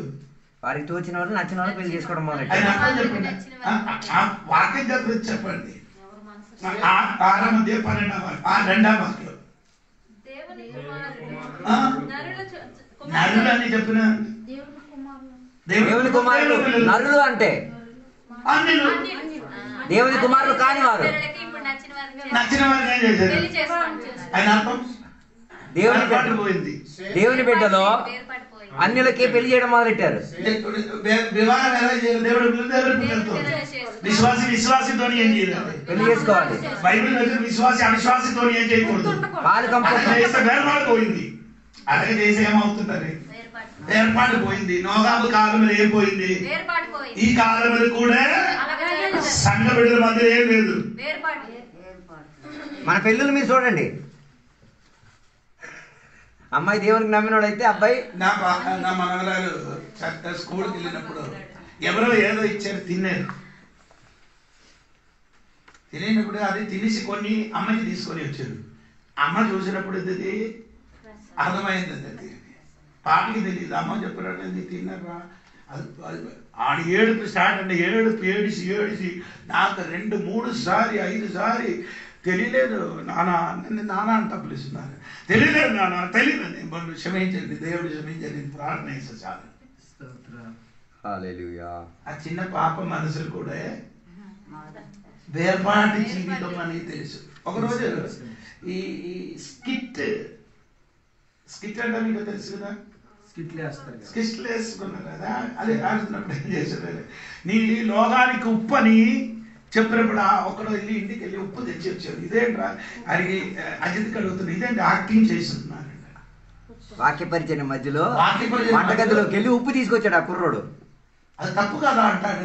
వాక్య పరిచయం ఇంటికి వెళ్ళి ఉప్పు తీసుకోవడానికి అందరూ వాక్య పరిచయం వింటున్న సందర్భమున నువ్వు లోకానికి ఉప్పు అని చెప్పినాడు. ఈ కుర్రోడు ఇంటికి వెళ్ళి ఉప్పు తీసుకొచ్చి చూపించాడట. అప్పుడు ఆ పాప అంటుంది, ఇలాగా ఆరాధన మధ్యలో ఉప్పు తీసుకుని తప్పు కదా అని అడుగుతుంది. అది మనం చెప్పలే, మన జీవితములు చూసుకొని ఆ పాప ఏం చేస్తున్నారు? నేర్చుకున్నారు. నోదాము గానాలు వేరవాడు పోయినట్టుగా ఈ కాలంలో వేరవాడు ఏం లేదు. లేదే లేదు. ప్రత్యేకత ఏం లేదు. అందరే ఆడు పొట్టేస్తున్నారు, మీరు కూడా పొట్టేస్తున్నారు. ఏంటండి బొట్టు బొట్టు కదా మీరే. వారేం చేస్తున్నారు? నీ బుడ్డలో ఏం చేస్తున్నారు? చర్చిలో ఇరు బయట వేస్తారు. ఆడు పువ్వులు పెట్టుతున్నారు, నీ కూడా పువ్వు చెట్లకి అందంగా.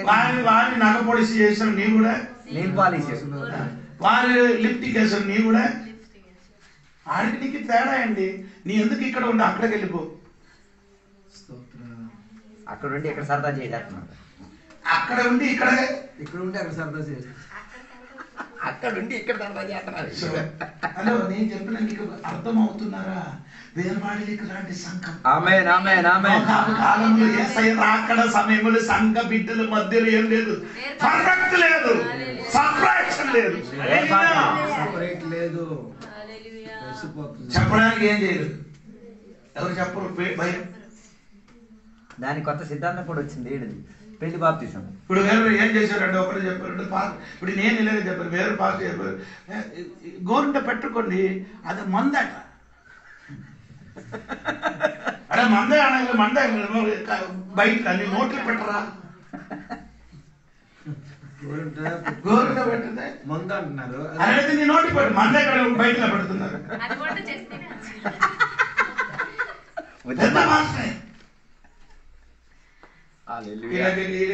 ఏం చెప్పాలంటే తెలియదు. ప్రజలు నరకానికి తీసేయగలరు. ఈయన వచ్చారు రాజశేఖర్ గారు, ముసలైనా కానీ బాగా నచ్చింది. ఎక్కడ రాజశేఖర్ తెలుసు కదా, మదనపల్లి మదనపల్లి రాడు. నీ ఒంటికి సిలువ, నీ వంటికి సిలువ, నీ ఇంటికి సిలువ, ఎక్కడెక్కడ పట్టుతున్నారో సిలువ అంట. ఇంట్లో సిలువ, ఒంటి మీద సిలువ లేస్తాం కదా, ఒంటి మీద సిలువలు ఉన్నాయి కానీ ఏసై లేదు, సిలువ ఉంది. నేను చెప్పిన మాట అంటే ఈ సంఘం మీరు ఊపింది ఇప్పటికి కనబడిన సంగతి, బైబిల్ ఉన్న సంగతి చూడండి. ఆమేన్. ఆ సంఘం వాళ్ళకి అన్ని ఏముందండి, వేర్పాటు ఉంది. ఇప్పుడు మనకు ఆరాధనకి ఎక్కడ ఆరాధన చర్చ ఎక్కడే అంటే దేవునికి స్తోత్రం కలిగిన ఎక్కడుంది అర్థం. అప్పుడు ఆ కాలంలో ఆరాధనకి చేసినప్పుడు ఆరాధనకి ఇది ఎక్కడ చేశారు? అండర్ గ్రౌండ్ నుంచి ఆరాధన చేస్తున్నారు, రహస్యంగా ఆరాధన. ఇప్పుడు దగ్గర విశ్వాసం ఉంటుందని తెలియాలంటే ఏం చేయాలి? షర్ట్లు కానీ ఒంటులు కానీ షర్ట్లు బట్టల మీద ఏంది చేప చిన్న ఉంది, గుర్తు చేప గుర్తు. అది దగ్గరికి విశ్వాసం ఉన్న దగ్గరకే చిన్న చూడొచ్చు, చేపలు గుర్తు ఉంటది. అది చూసుకొని ఆడ ప్రయాణం చేసిన చైనా ఆరాధన బాప్తిస్మ కార్యక్రమం కదా. బస్సు లోపల ఏమవుతున్నారంటే తెలుసా? దాని లోపలికి స్విమ్మింగ్ పూల్ నీళ్ళు తుల్లి చేసి అంటే దాన్ని టాప్ వేసి మళ్ళీ నీళ్ళు అది పెట్టేసి బయట భయంకర పాట బయట లోపల మొత్తం బాప్తిస్మ కార్యక్రమం. బయట తెలియకుండా లోపల బాప్తిస్తారు, బయటికి మన సంఘం ఎదుగులే. అక్కడ సంఘం రోజు ఏమవుతున్నారు? ఎదుగుదల పొందుతున్నారు. సోదరుడు వేర్పాటు లేని సంఘం రావాలి. వేర్పాటు మనటి నుండి ఎప్పుడు తొలగిపోతో అప్పుడు సంఘం పోవడానికి ప్రారంభిస్తారు. స్తోత్రం కలిగింది కాక. నీకు అర్థమైందా లేదా తెలియదండి. దేవుడికి వేర్పాటుకి పైన పవర్ ఉంది. దేవుడికి స్తోత్రం. నోగావు కాలం అని చెప్పినప్పుడు ఎందరూ పాస్టర్మార్ అందరూ చెప్పిన నోగావు కాలం ఏంట్రా? నోగావు ఈ కాలం వాడా? నోగావు కాలం ఇది కాలం మనిషిని ఎదిగిన కాలం. రెండు వివాహాలు. రెండవది ఏమవుతుంది? వేర్పాటు లేని కాలము. నచ్చినట్లు వాడికి ఏమవుతుంది? వారికి తోచింది, వారికి నచ్చింది. ఇక్కడ ఒక వస్త్ర ఉసిరికాయ వేస్తే ఏమవుతుంది? ఉసిరికాయ తెచ్చి ఇక్కడ పడేస్తే ఏమవుతుంది? ఒక వస్త్ర ఉసిరికాయ ఇక్కడ పడేస్తే ఏమవుతుంది? ఎక్కడికి సెట్ అవుతా? ఇలా పడేస్తే అలాంటి వెళ్ళిపోతుంది. ఇంకా వేసిన చోట రాడు ఉండరు.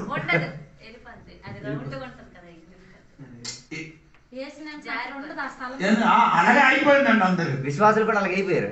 ఎలాగ ఉసిరికాయ ఎక్కడ వేసారో అక్కడ ఉండరు, బయట జారిపోతుంది. ఎక్కడ ఉండేటట్టుగా నటించి అటు వెళ్ళిపోతారు అన్నట.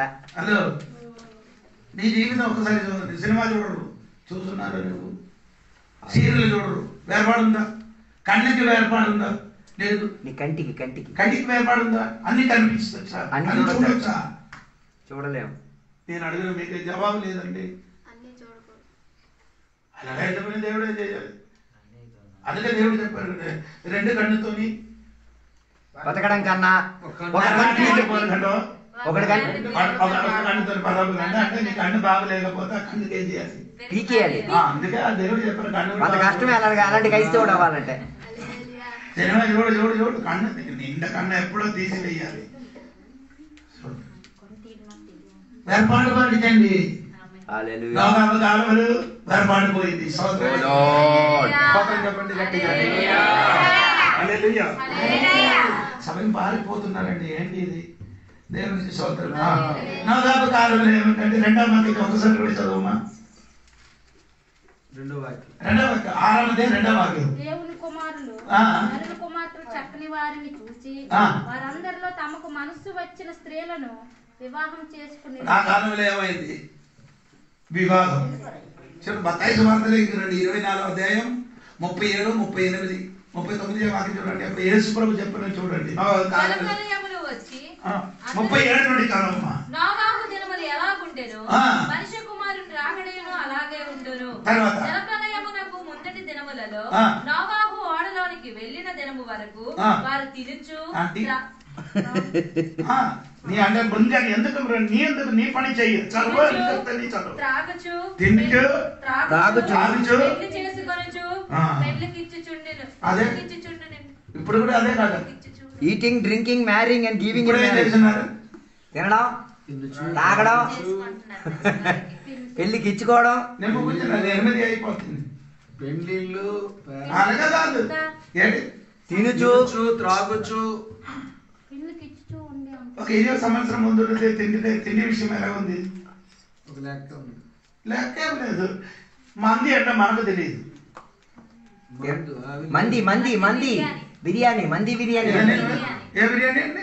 మంది బిర్యానీ, నూడిల్స్, బర్గర్, బర్గర్ ఇంకేంటా పిజ్జా పిజ్జా పాస్తా చాటగా 10 రూపాయలు 20 రూపాయలు అండి. నేనే చెప్పినది 1500 20 పాస్తా పాస్తా పాస్తా గీస్తా వెర్మిసెలి ನಾನು ಪೀಸಾ ತಿಂತೀನಿ. ನಾನು ಫ್ರೆಂಡ್ ನನ್ನ తీసుకొని హోటల్కి పీసా మీరు కూడా తెలియదు. అది తీసుకొని వచ్చి ఇలా నోట్లు పెట్టినప్పుడు మొత్తం ఇలా వచ్చింది.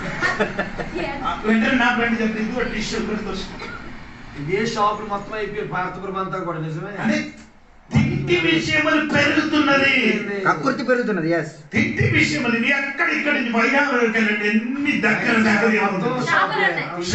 ఏ షాపులు తిండి తిండి తిండి మందమైన సోపు కంటే తినే షాపులు మెడిసిన్లు అమ్మే షాపుల కన్నా తినే షాప్ తినే కాలం అండి తినడం. తాగడం ఈ కాలంలో నోగావ దినములు ఏమవుతున్నారు? పెళ్లికి ఇచ్చినప్పుడు పోయిందండి మన మక్కలు. నేను మ్యారేజ్ చేస్తానంటే ఏమండి ఒక మాంసము, ఒక పప్పు, ఒక పచ్చడి, అన్నం, ఒక పాయసం, అన్నం, అరటిపండు అయిపోయింది. ఇప్పుడు నేను చూడలేదా? చూడలేదు, నేను చూడలేదు. నీకు తెలియదండి. తేగల నుండి స్టార్ట్. తేగలు అంటే తెలుసా? తేంగలు సేమంటలు తెలుసా? సేంపళ్ళు తెలుసా? అది ఫస్ట్. అది రెండవది ఏమండి ఇడ్లీ, మూడవది దోశ, 4 పూరి, 5 పొరోటా, 6 ఇడ్లీ, 8 ఏమంటే పుట్టు. అది నీకు తెలియదు. సోదరం కలిగింది. 9 ఇంకేమంటే ఉప్పు ఇలాగ పెట్టి రకరకాలు పెడతారు. వెరైటీ ఆహారం ఒక ఇంటికి. పెళ్లికి వెళ్ళినప్పుడు ఏది తినాలి? ఎక్కడి నుంచి మొదలెట్టి అలా తినేసి వచ్చారు లోపల. ఇంత ముద్ద, ముద్దుతో ముద్ద 100 ముద్ద తిన్నారు. అక్కడికి వెళ్ళిన అది తినేసి ఇప్పుడు ఐస్ క్రీమ్ 5-6 వెరైటీ. అది తినేసి ఇప్పుడు అంటే జ్యూస్ పళ్ళు హద్దు పంట వేరే. అది ఇప్పుడు తిన్నప్పుడు వేరే పండు. ఏ పండు ఆ మొత్తం పేరు నాకు తెలియదు. మీరు చూడలేదు, నేను చూసి పిచ్చాయిపోయింది. తిండి పెరిగిపోయిందండి. స్తోత్రం కలిగిన మా కేరళకు క్రైస్తవుడు వివాహం అంటే పెందికోసు గారి వివాహములకు వెళ్తే 1 crore 2 కోట్లు 3-4 కోట్లు ఖర్చు చేస్తున్నారు పెళ్లి కోసం మాత్రం. పెళ్లి కోసం ఇక్కడ ఇదేది కూర్చోడానికి మాత్రం 5 లక్షలు ఖర్చులు చేస్తున్నారంట. నేను నమ్ముతావా? హాస్టల్ కూర్చున్న వేదిక ఉంది కదా, దానికి 5 లక్షలు ఖర్చు పెడుతున్నారు. ఈ అమ్మాయికి డెకరేషన్ చేయడానికి 1 లక్ష రూపాయలు ఖర్చా? కేరళలో. కేరళ మాత్రం కాదండి. అంబానీ కొడుకు మ్యారేజ్ చూసారా? చూడలేదు. అందుకని అంటే మీరు చెప్పండి. అంబానీ కొడుకు మ్యారేజ్ అయినప్పుడు మనకందరికి ఇది ఏమైందండి, జియో టికెట్ కొంచెం తగ్గించారు. మ్యారేజ్ అయినప్పుడు పెరిగిపోతుంది. పెళ్లి చేసుకోవడం మనకి దొరికింది. నీకు తెలియదు ఇదని. నీ పిచ్చి పిచ్చి సినిమా చూసుకొని కూర్చొని కాబట్టి ఈ న్యూస్ అంటే అటువంటి విషయం చూడదు. ఇదొక్క చూడండి. చూడు చూడు చూడు నోగావ కాలంలో జరిగినట్టుగా వివాహములు అటువంటి ఆహారం వరకు మనిషిని ఏమవుతున్నారు? అల్లకొల్లలో అయిపోతున్నారు. దేవునికి ఏం తిన్నారు, ఏం తిన్నారు, ఏం తిన్నారు? రోజు వెరైటీలు. 10 సంవత్సరం ముందు 10 years కాదు 20 సంవత్సరం ముందు నా ఫ్రెండ్ నన్ను వైజాగ్ 5 star హోటల్కి తీసుకొని వెళ్ళి 5 star హోటల్ ఎక్కలేదు. నాకు ఆశ ఉంది ఎక్కాలని. అక్కడికి తీసుకొని వెళ్ళి భోజనం పెట్టారండి. ఆ కాలు 20 సంవత్సరం ముందుకు 4000 అయిందండి. ఇద్దరు భోజనం చేశారు. భోజనం చేశారు. నేను అక్కడ నుంచి ఏడుపు స్టార్ట్ అయింది. మళ్ళీ ఆ హోటల్కి నీకు నమస్కారం. ఒక్కరోజు భోజనం చేసినది 4000 రూపాయలు. 20 ఆయనకి ప్రాబ్లం లేదు. కంపెనీకి ఇస్తే అది దొరుకుతుంది.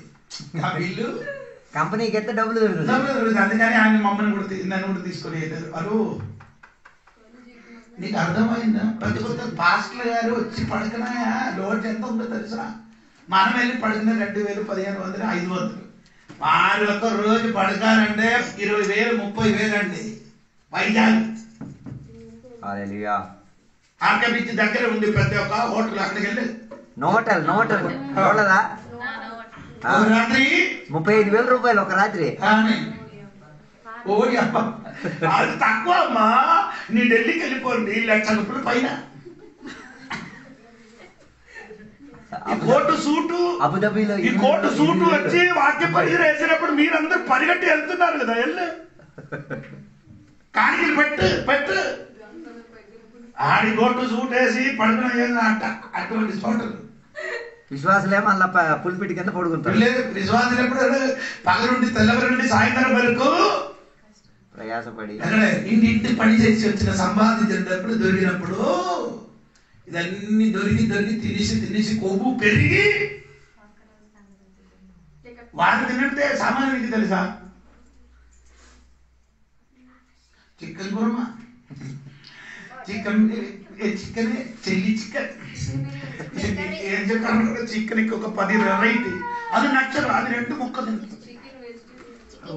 పెద్ద భాష 2 ముక్కలు. ఒక పాత్ర నేను ఇక్కడ నుంచి రాయల వరకు నడుము నొప్పి వచ్చిందట. ఏంటండి దేవుడు నడుము వచ్చారు కాబట్టి అడుగు నొప్పి వచ్చింది. మరణించినప్పుడు నొప్పి ఉంటున్నట్టుగా ఆడు చెప్పలేదు. అది కనబడలేదు నడుము చెప్పినప్పుడు నాకు నొప్పి అడిగే చెప్పాలండి దేవుడి హల్లెలూయా. సేవకుడు దైవ సేవకుడు ఏం చేయాలి? యేసయ్య మన కొరకు అనుభవించిన వేదన మనం ఒక్క క్షణం అనుభవిస్తే మనము ఒక్క క్షణం కూడా చచ్చిపోతాం. ఆమేన్. అంత వేదన అనుభవించిన పరిచయం చేయని వాడు చెప్తున్నాను. నాకు అక్కడికి ఇక్కడికి వచ్చినప్పుడు అది సూపర్ కార్, జోన్ పాత్ర వండి కారు, జోన్ పాత్ర వండి కారు ఇది ఇక్కడ కేరళ వెళ్ళి నో ప్రాబ్లం. సూపర్ ఏసీ కొట్టేసి చల్లగా వెళ్ళిపోతాను. నోగాబ కాలం వచ్చిందరా నాయన. ఆమేన్. అందరు వివాహం అయితే తినడం, తాగడం, పెళ్లి చేయడం, అమ్మో ఏమవుతారా నా కూతురికి వేరే చదువుతున్నాడు. వీడియో ఒక సైడ్ వేరొక వీడియో, ఆ వీడియో పైన ఒక వీడియో, ఇంకా ఆయన పైన ప్రెషర్ కుక్కర్, దానిపైన వాషింగ్ మెషిన్, దానిపైన ఇంకేమంటే బైక్, దానిపైన డైనింగ్ సెట్, అన్ని పెట్టేసి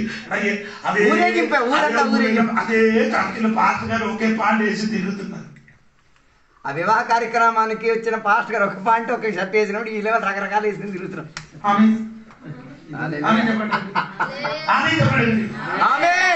వివాహ దినంలో నేను మ్యారేజ్ చేసినప్పుడు ఎన్ని ఖర్చులు అవుతున్నాయి దాదాపు చెప్పండి మీకు. దాదాపు మీ ఊర్లో ఏదైనా పెళ్లి జరిగితే దాదాపు ఖర్చు ఎంత అవుద్ది? మీరు పెళ్లి 4 లక్షలు. ఏం జరిగిద్దమ్మా 4 లక్షలకి? సరే అండి 4 లక్షలు పాస్టర్కి ఇచ్చిన ఎంత? హల్లెలూయా. ప్రైజ్ ది లార్డ్ అయ్యగారు. సిగ్గు లేదా నీకు? ఈ 4 లక్షానికి దశమభాగం ఆయన కూడా ఇవ్వాలి కదా. 40,000 ఇవ్వాలి. హల్లెలూయా. అందుకని చచ్చిపోతున్నారు. పెళ్లి రెడీ చేసుకో. జీవితం అనగా కిందకే. జీవితం ఏమవుతున్నారు? కిందకే. దేవుడు దాసుకి ఇచ్చిన మాత్రం లెక్క ఖర్చు పెట్టేటప్పుడు బిందు కోసం ఖర్చు పెట్టిన డీజేకే 80,000 అయ్యారు. నేనంటే మ్యారేజ్ చేయడానికి వెళ్ళినప్పుడు అడిగి లేకుండా ఇప్పుడు మ్యారేజ్ అయినాక వెళ్ళను నేను. అందుకని నేను కొన్ని సమయంలో వెళ్ళినప్పుడు 500 ఇచ్చి పంపిస్తాను. పెళ్లి జరిపించి అందుకే చెప్పిన తప్పుడు పడ్డప్పుడు తప్పుడు మ్యారేజ్ చేయడానికి రావాలంటే నాకు ఇంత డబ్బులు ఇస్తే నేను అందుతాను, లేకపోతే ఏదో ఎవరికైనా పిలుచుకుంటా. చెప్పలేకపోతే ఈడేమవుతున్నాడు నొక్కేస్తున్నాడు. అలా ఇది నీ అనుభవం 40 సంవత్సరం నా అనుభవం నుండి చెప్తున్నాను. దేవునికి స్తోత్రం. అలా నేను చెప్పినది నిజమండి.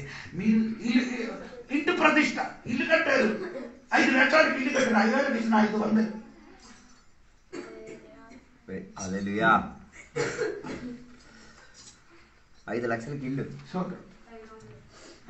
గిఫ్ట్లు మాత్రం బోల్డ్ అడిగేస్తారు. మొత్తము తినడం, తాగడం, పెళ్లి చేయడం కాదు. దేవుడి కొరకే అక్కడ రాయబడే లేదు.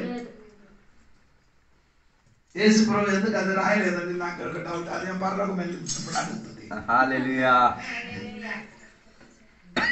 హలో ఈ కాలం మారింది, నోగాబు కాలం, ఈ కాలంలో యేసయ్య వస్తాడు. ఆమేన్. నేను ఎందుకు ఇది చెప్తున్నానంటే ఇలాగా జరిగినప్పుడు మనుష్య కుమారుడు రాకడ సమీపించాడు.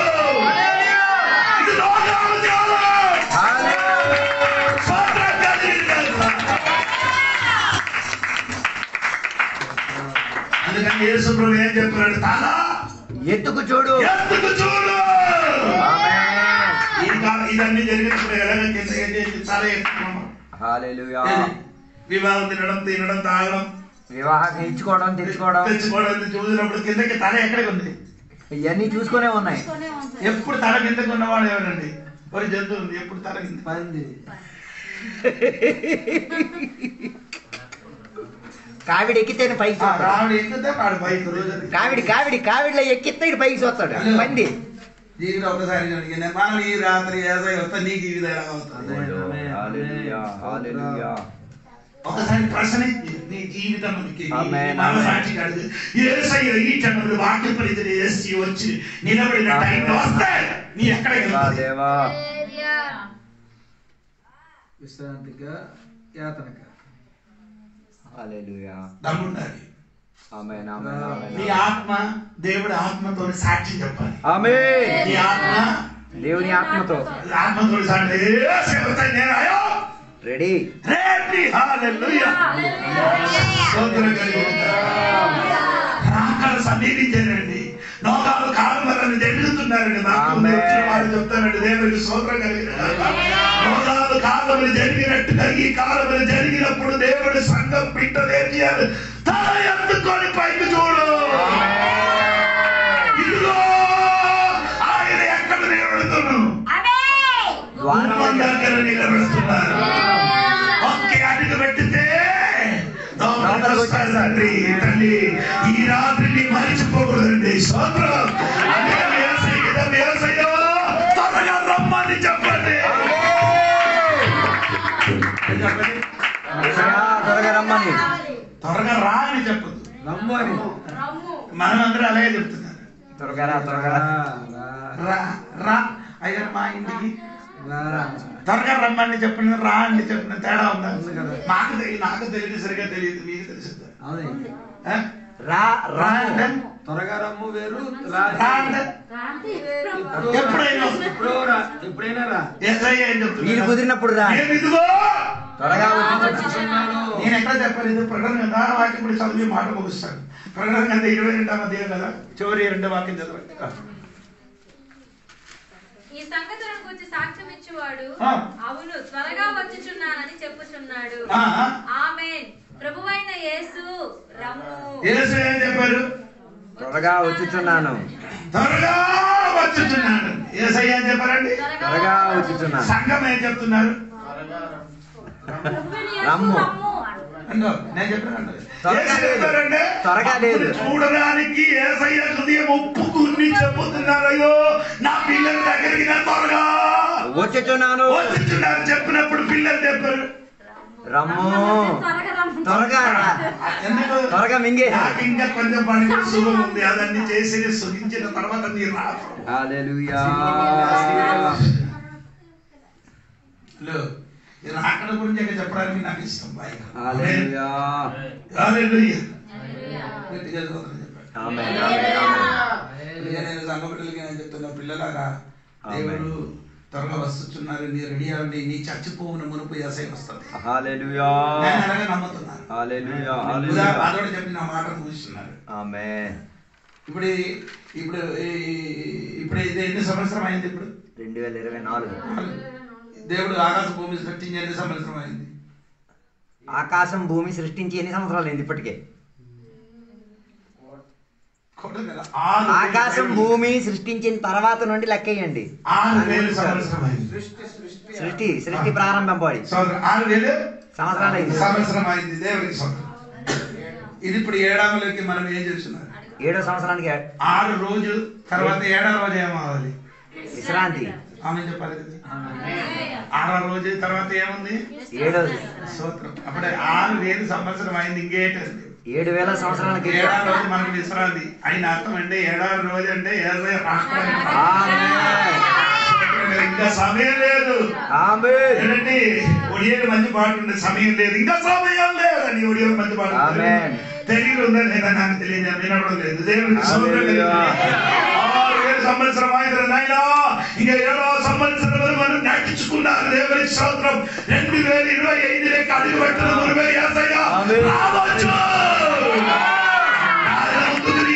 సిద్ధపడే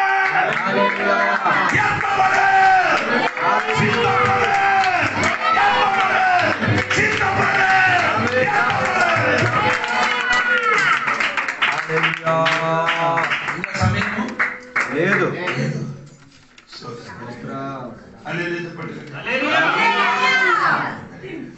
అందుకని రాత్రి మాట ముగిస్తున్నాను. నోగాబు కాలంలో మొదటి నోగాబు కాలం 2 కార్యం మాత్రమే చెప్పారు. ఒకటి మనుషులు ప్రజాసంఖ్య పెరుగుతున్నది. 2 వాళ్ళు వేర్పాటు పోయింది. 3 తినుచు వివాదం. 4 నచ్చిన వారిని ఏం చేస్తున్నారు, పెళ్లి చేసుకోవడం. ఈ కాలంలో ఎలాగ అయిపోయింది. దేవుని బిడ్డలు ఎక్కడ ఎన్నో ప్రాబ్లం. ఇప్పుడు డబ్బు ఉంటే కుమారుకి ఏదైనా మంచి ఉద్యోగం ఉంది, మనం ఏం చేస్తాం, వెంటనే పెళ్లి చేసి పంపించారు. మారుమడి సముద్రం బాపి సముద్రం చర్చకి వెళ్తున్నారు కదా, నేను చూడడం డబ్బు ఉంది, బేరం కుదిరిందని చెప్పి ఏం చేశారు. పెళ్లి మీరు అందరూ ఉన్నారు ఇక్కడ. పెళ్లి దగ్గర నుంచి వచ్చేయండి.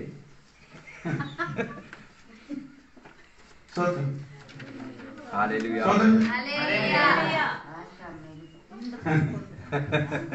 అమ్మా నేను చెప్పిన మాట ఎందుకంటే వేదన ఉంది. కొన్ని పిల్లలు ఇప్పుడు కూడా ఏడుస్తున్నాను. హల్లెలూయా. ఏం చేసిన మారు మనసు ఉంది, బాప్తిసం పొందిన పిల్లలకి ఎక్కడికి మ్యారేజ్ చేసి పంపించారు. దేవునికి ఎరగని, దేవునికి తెలియని, ఎరగలేని అటువంటి ఆరాధన లేని చోటకి పంపించారు. పిల్లలకు బాగా అన్ని బాగుంది, కానీ ఆడు ప్రాణం ఎక్కడికి వెళ్ళిపోయింది, నరగానికి వెళ్ళిపోతుంది. ఓ లార్డ్.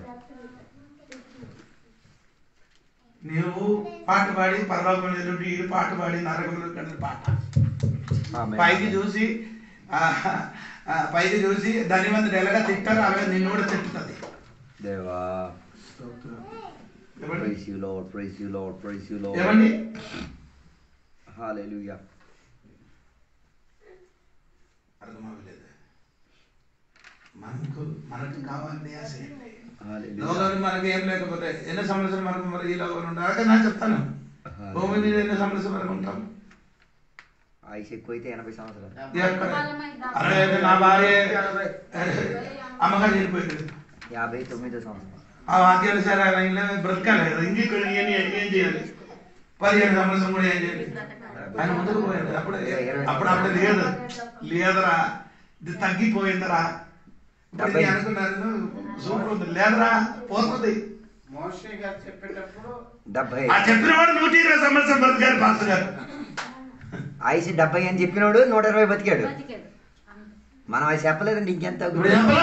మనం ఎంత తగ్గిపోతున్నారండి, ఆయుష్ ఏమవుతున్నారు, రోజు తగ్గిపోతున్నాయి. స్తోత్రం. అది నోహాబు కాలంలో కూడా అలాగే జరిగింది. అదే విధంగా మనిషి ఆయుష్ ఇప్పుడు ఏమవుతున్నారు, తగ్గిపోతూ. ఎక్కువ 5, 50, 60 వస్తే దేవుడికి స్తోత్రం. హల్లెలూయా. దేవునికి స్తోత్రం. హల్లెలూయా. అందుకని మీకు దొరికిన సమయంలో ఏం చేయాలి, హల్లెలూయా, దేవుడి పనిని వాడుకో. ఆమేన్. దేవుడి స్వార్థ చెయ్యి, హల్లెలూయా, ప్రార్థన చెయ్యి, ఆమేన్. చర్చికి వెళ్ళి ఆరాధన చెయ్యి, హల్లెలూయా, చర్చి వచ్చి కడుపులో తొడలో దైవదాసునికి ఏదైనా సేవ చెయ్యి. ఆమేన్. నీకు ఇప్పుడు నడిచి వెళ్ళడానికి బెరం లేకపోతే దైవదాసులు వచ్చినప్పుడు పరిచయం చేయి, ఎండిపోయి పని చేయాలి. దైవదాసులు మా పిల్లలు మా ఇంటికి వచ్చే పని చేస్తున్నారు, బట్టలు అన్ని కడుగుతున్నారు, మనతో తొడుచుకున్నారు, అన్నం పెట్టాలంటే అన్నం పెట్టదని కోరితే నేను అనుకుంటా. అది చేస్తే అది కరెక్ట్ గా రాలేదు కాబట్టి నేనే చేస్తున్నాను.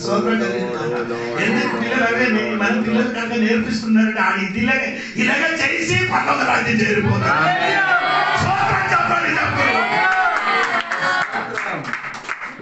కొందరు పాస్టర్ దగ్గరికి పిల్లలు పోగొరు.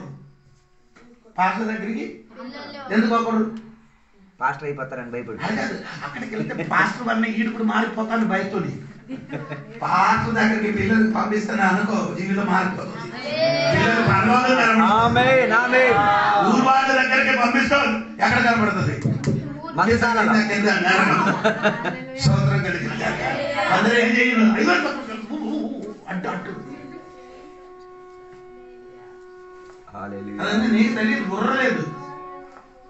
సోదరుడు ఇదంటే నేను బిండి వచ్చిన కాబట్టి నేను చెప్తున్నాను.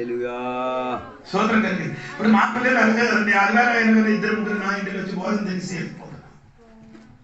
నేను పిలుస్తాను, అమ్మ రండి, నీ ఎవరు రాదా ఇంటికి. ఆ రక్తం మనకు సాధారణ, అందరూ కలిసి తినడం ఒక సంతోషం, హ్యాపీ.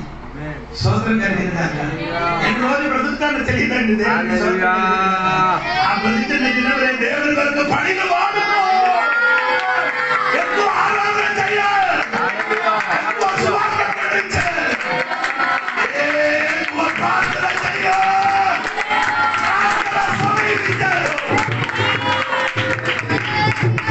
ఆ రాత్రి దేవుడు మమ్మల్ని దీవించిన కాక.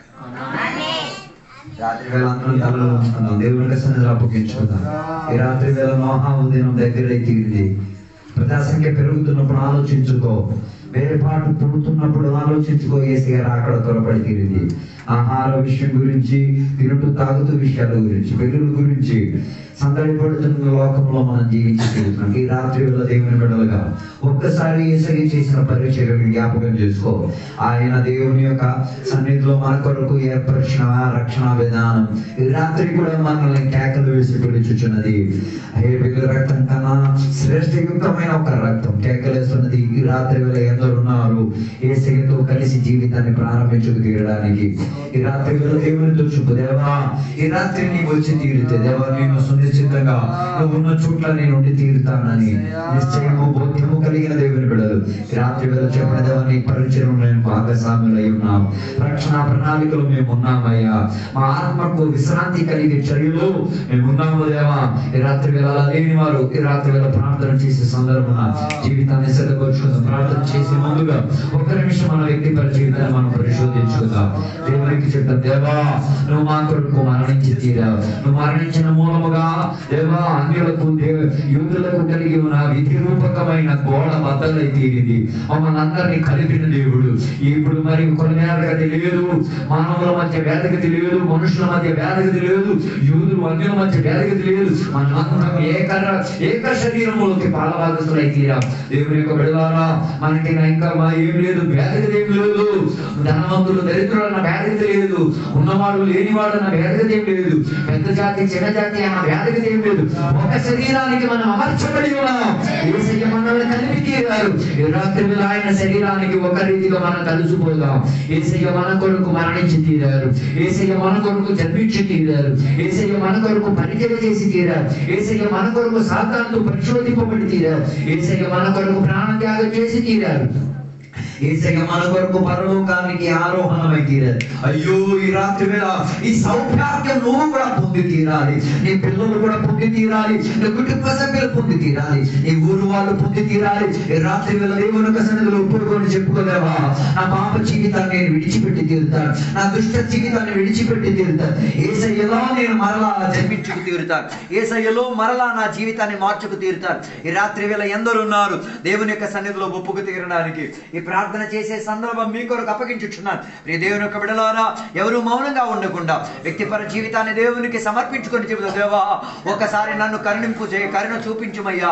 దావీదు కుమారుడా నన్ను దాటుకు పోవద్దయ్యా, నాకు రక్షణ జీవితం కావాలి దేవా, మారు మనసు చెందిన జీవితం కావాలి దేవా, బాప్తిసం అన్న ప్రక్రియలోకి వెళ్ళడానికి నేను సిద్ధం దేవా, ఆత్మశక్తిలో మునగడానికి నేను సిద్ధం దేవా, ఏర్పాటు చెందడానికి నేను సిద్ధమయ్యా, సహవాసములో ఉండి తీరడానికి నేను సిద్ధమయ్యా. నేను దేవా రొట్టి విరిచే పరిచయం నేను పాదవాకుస్తూనే తీరుతాను దేవా. ప్రార్థన నాకు ఒక అలవాటుగా అభ్యాసముగా మారి తీరుతుంది అది దేవాని. ఈ రాత్రి వేళ ఎందరు ఉన్నారో చెప్పి తీరడానికి, అలా చెప్పి తీరి మై ప్రార్థనలో పాల్గొనడానికి మనసు కలిగిన వారు ప్రార్థన చేసిన సందర్భంగా మన మధ్యలో భాస్కర్ పాస్ గారు ఉన్నారు. ప్రార్థన చేసి ఈ ఆరాధన కోడికను ముగించేస్తారు. ఆశీర్వాదం చెప్పి ముగిస్తారు. ప్రార్థన చేస్తున్నాం.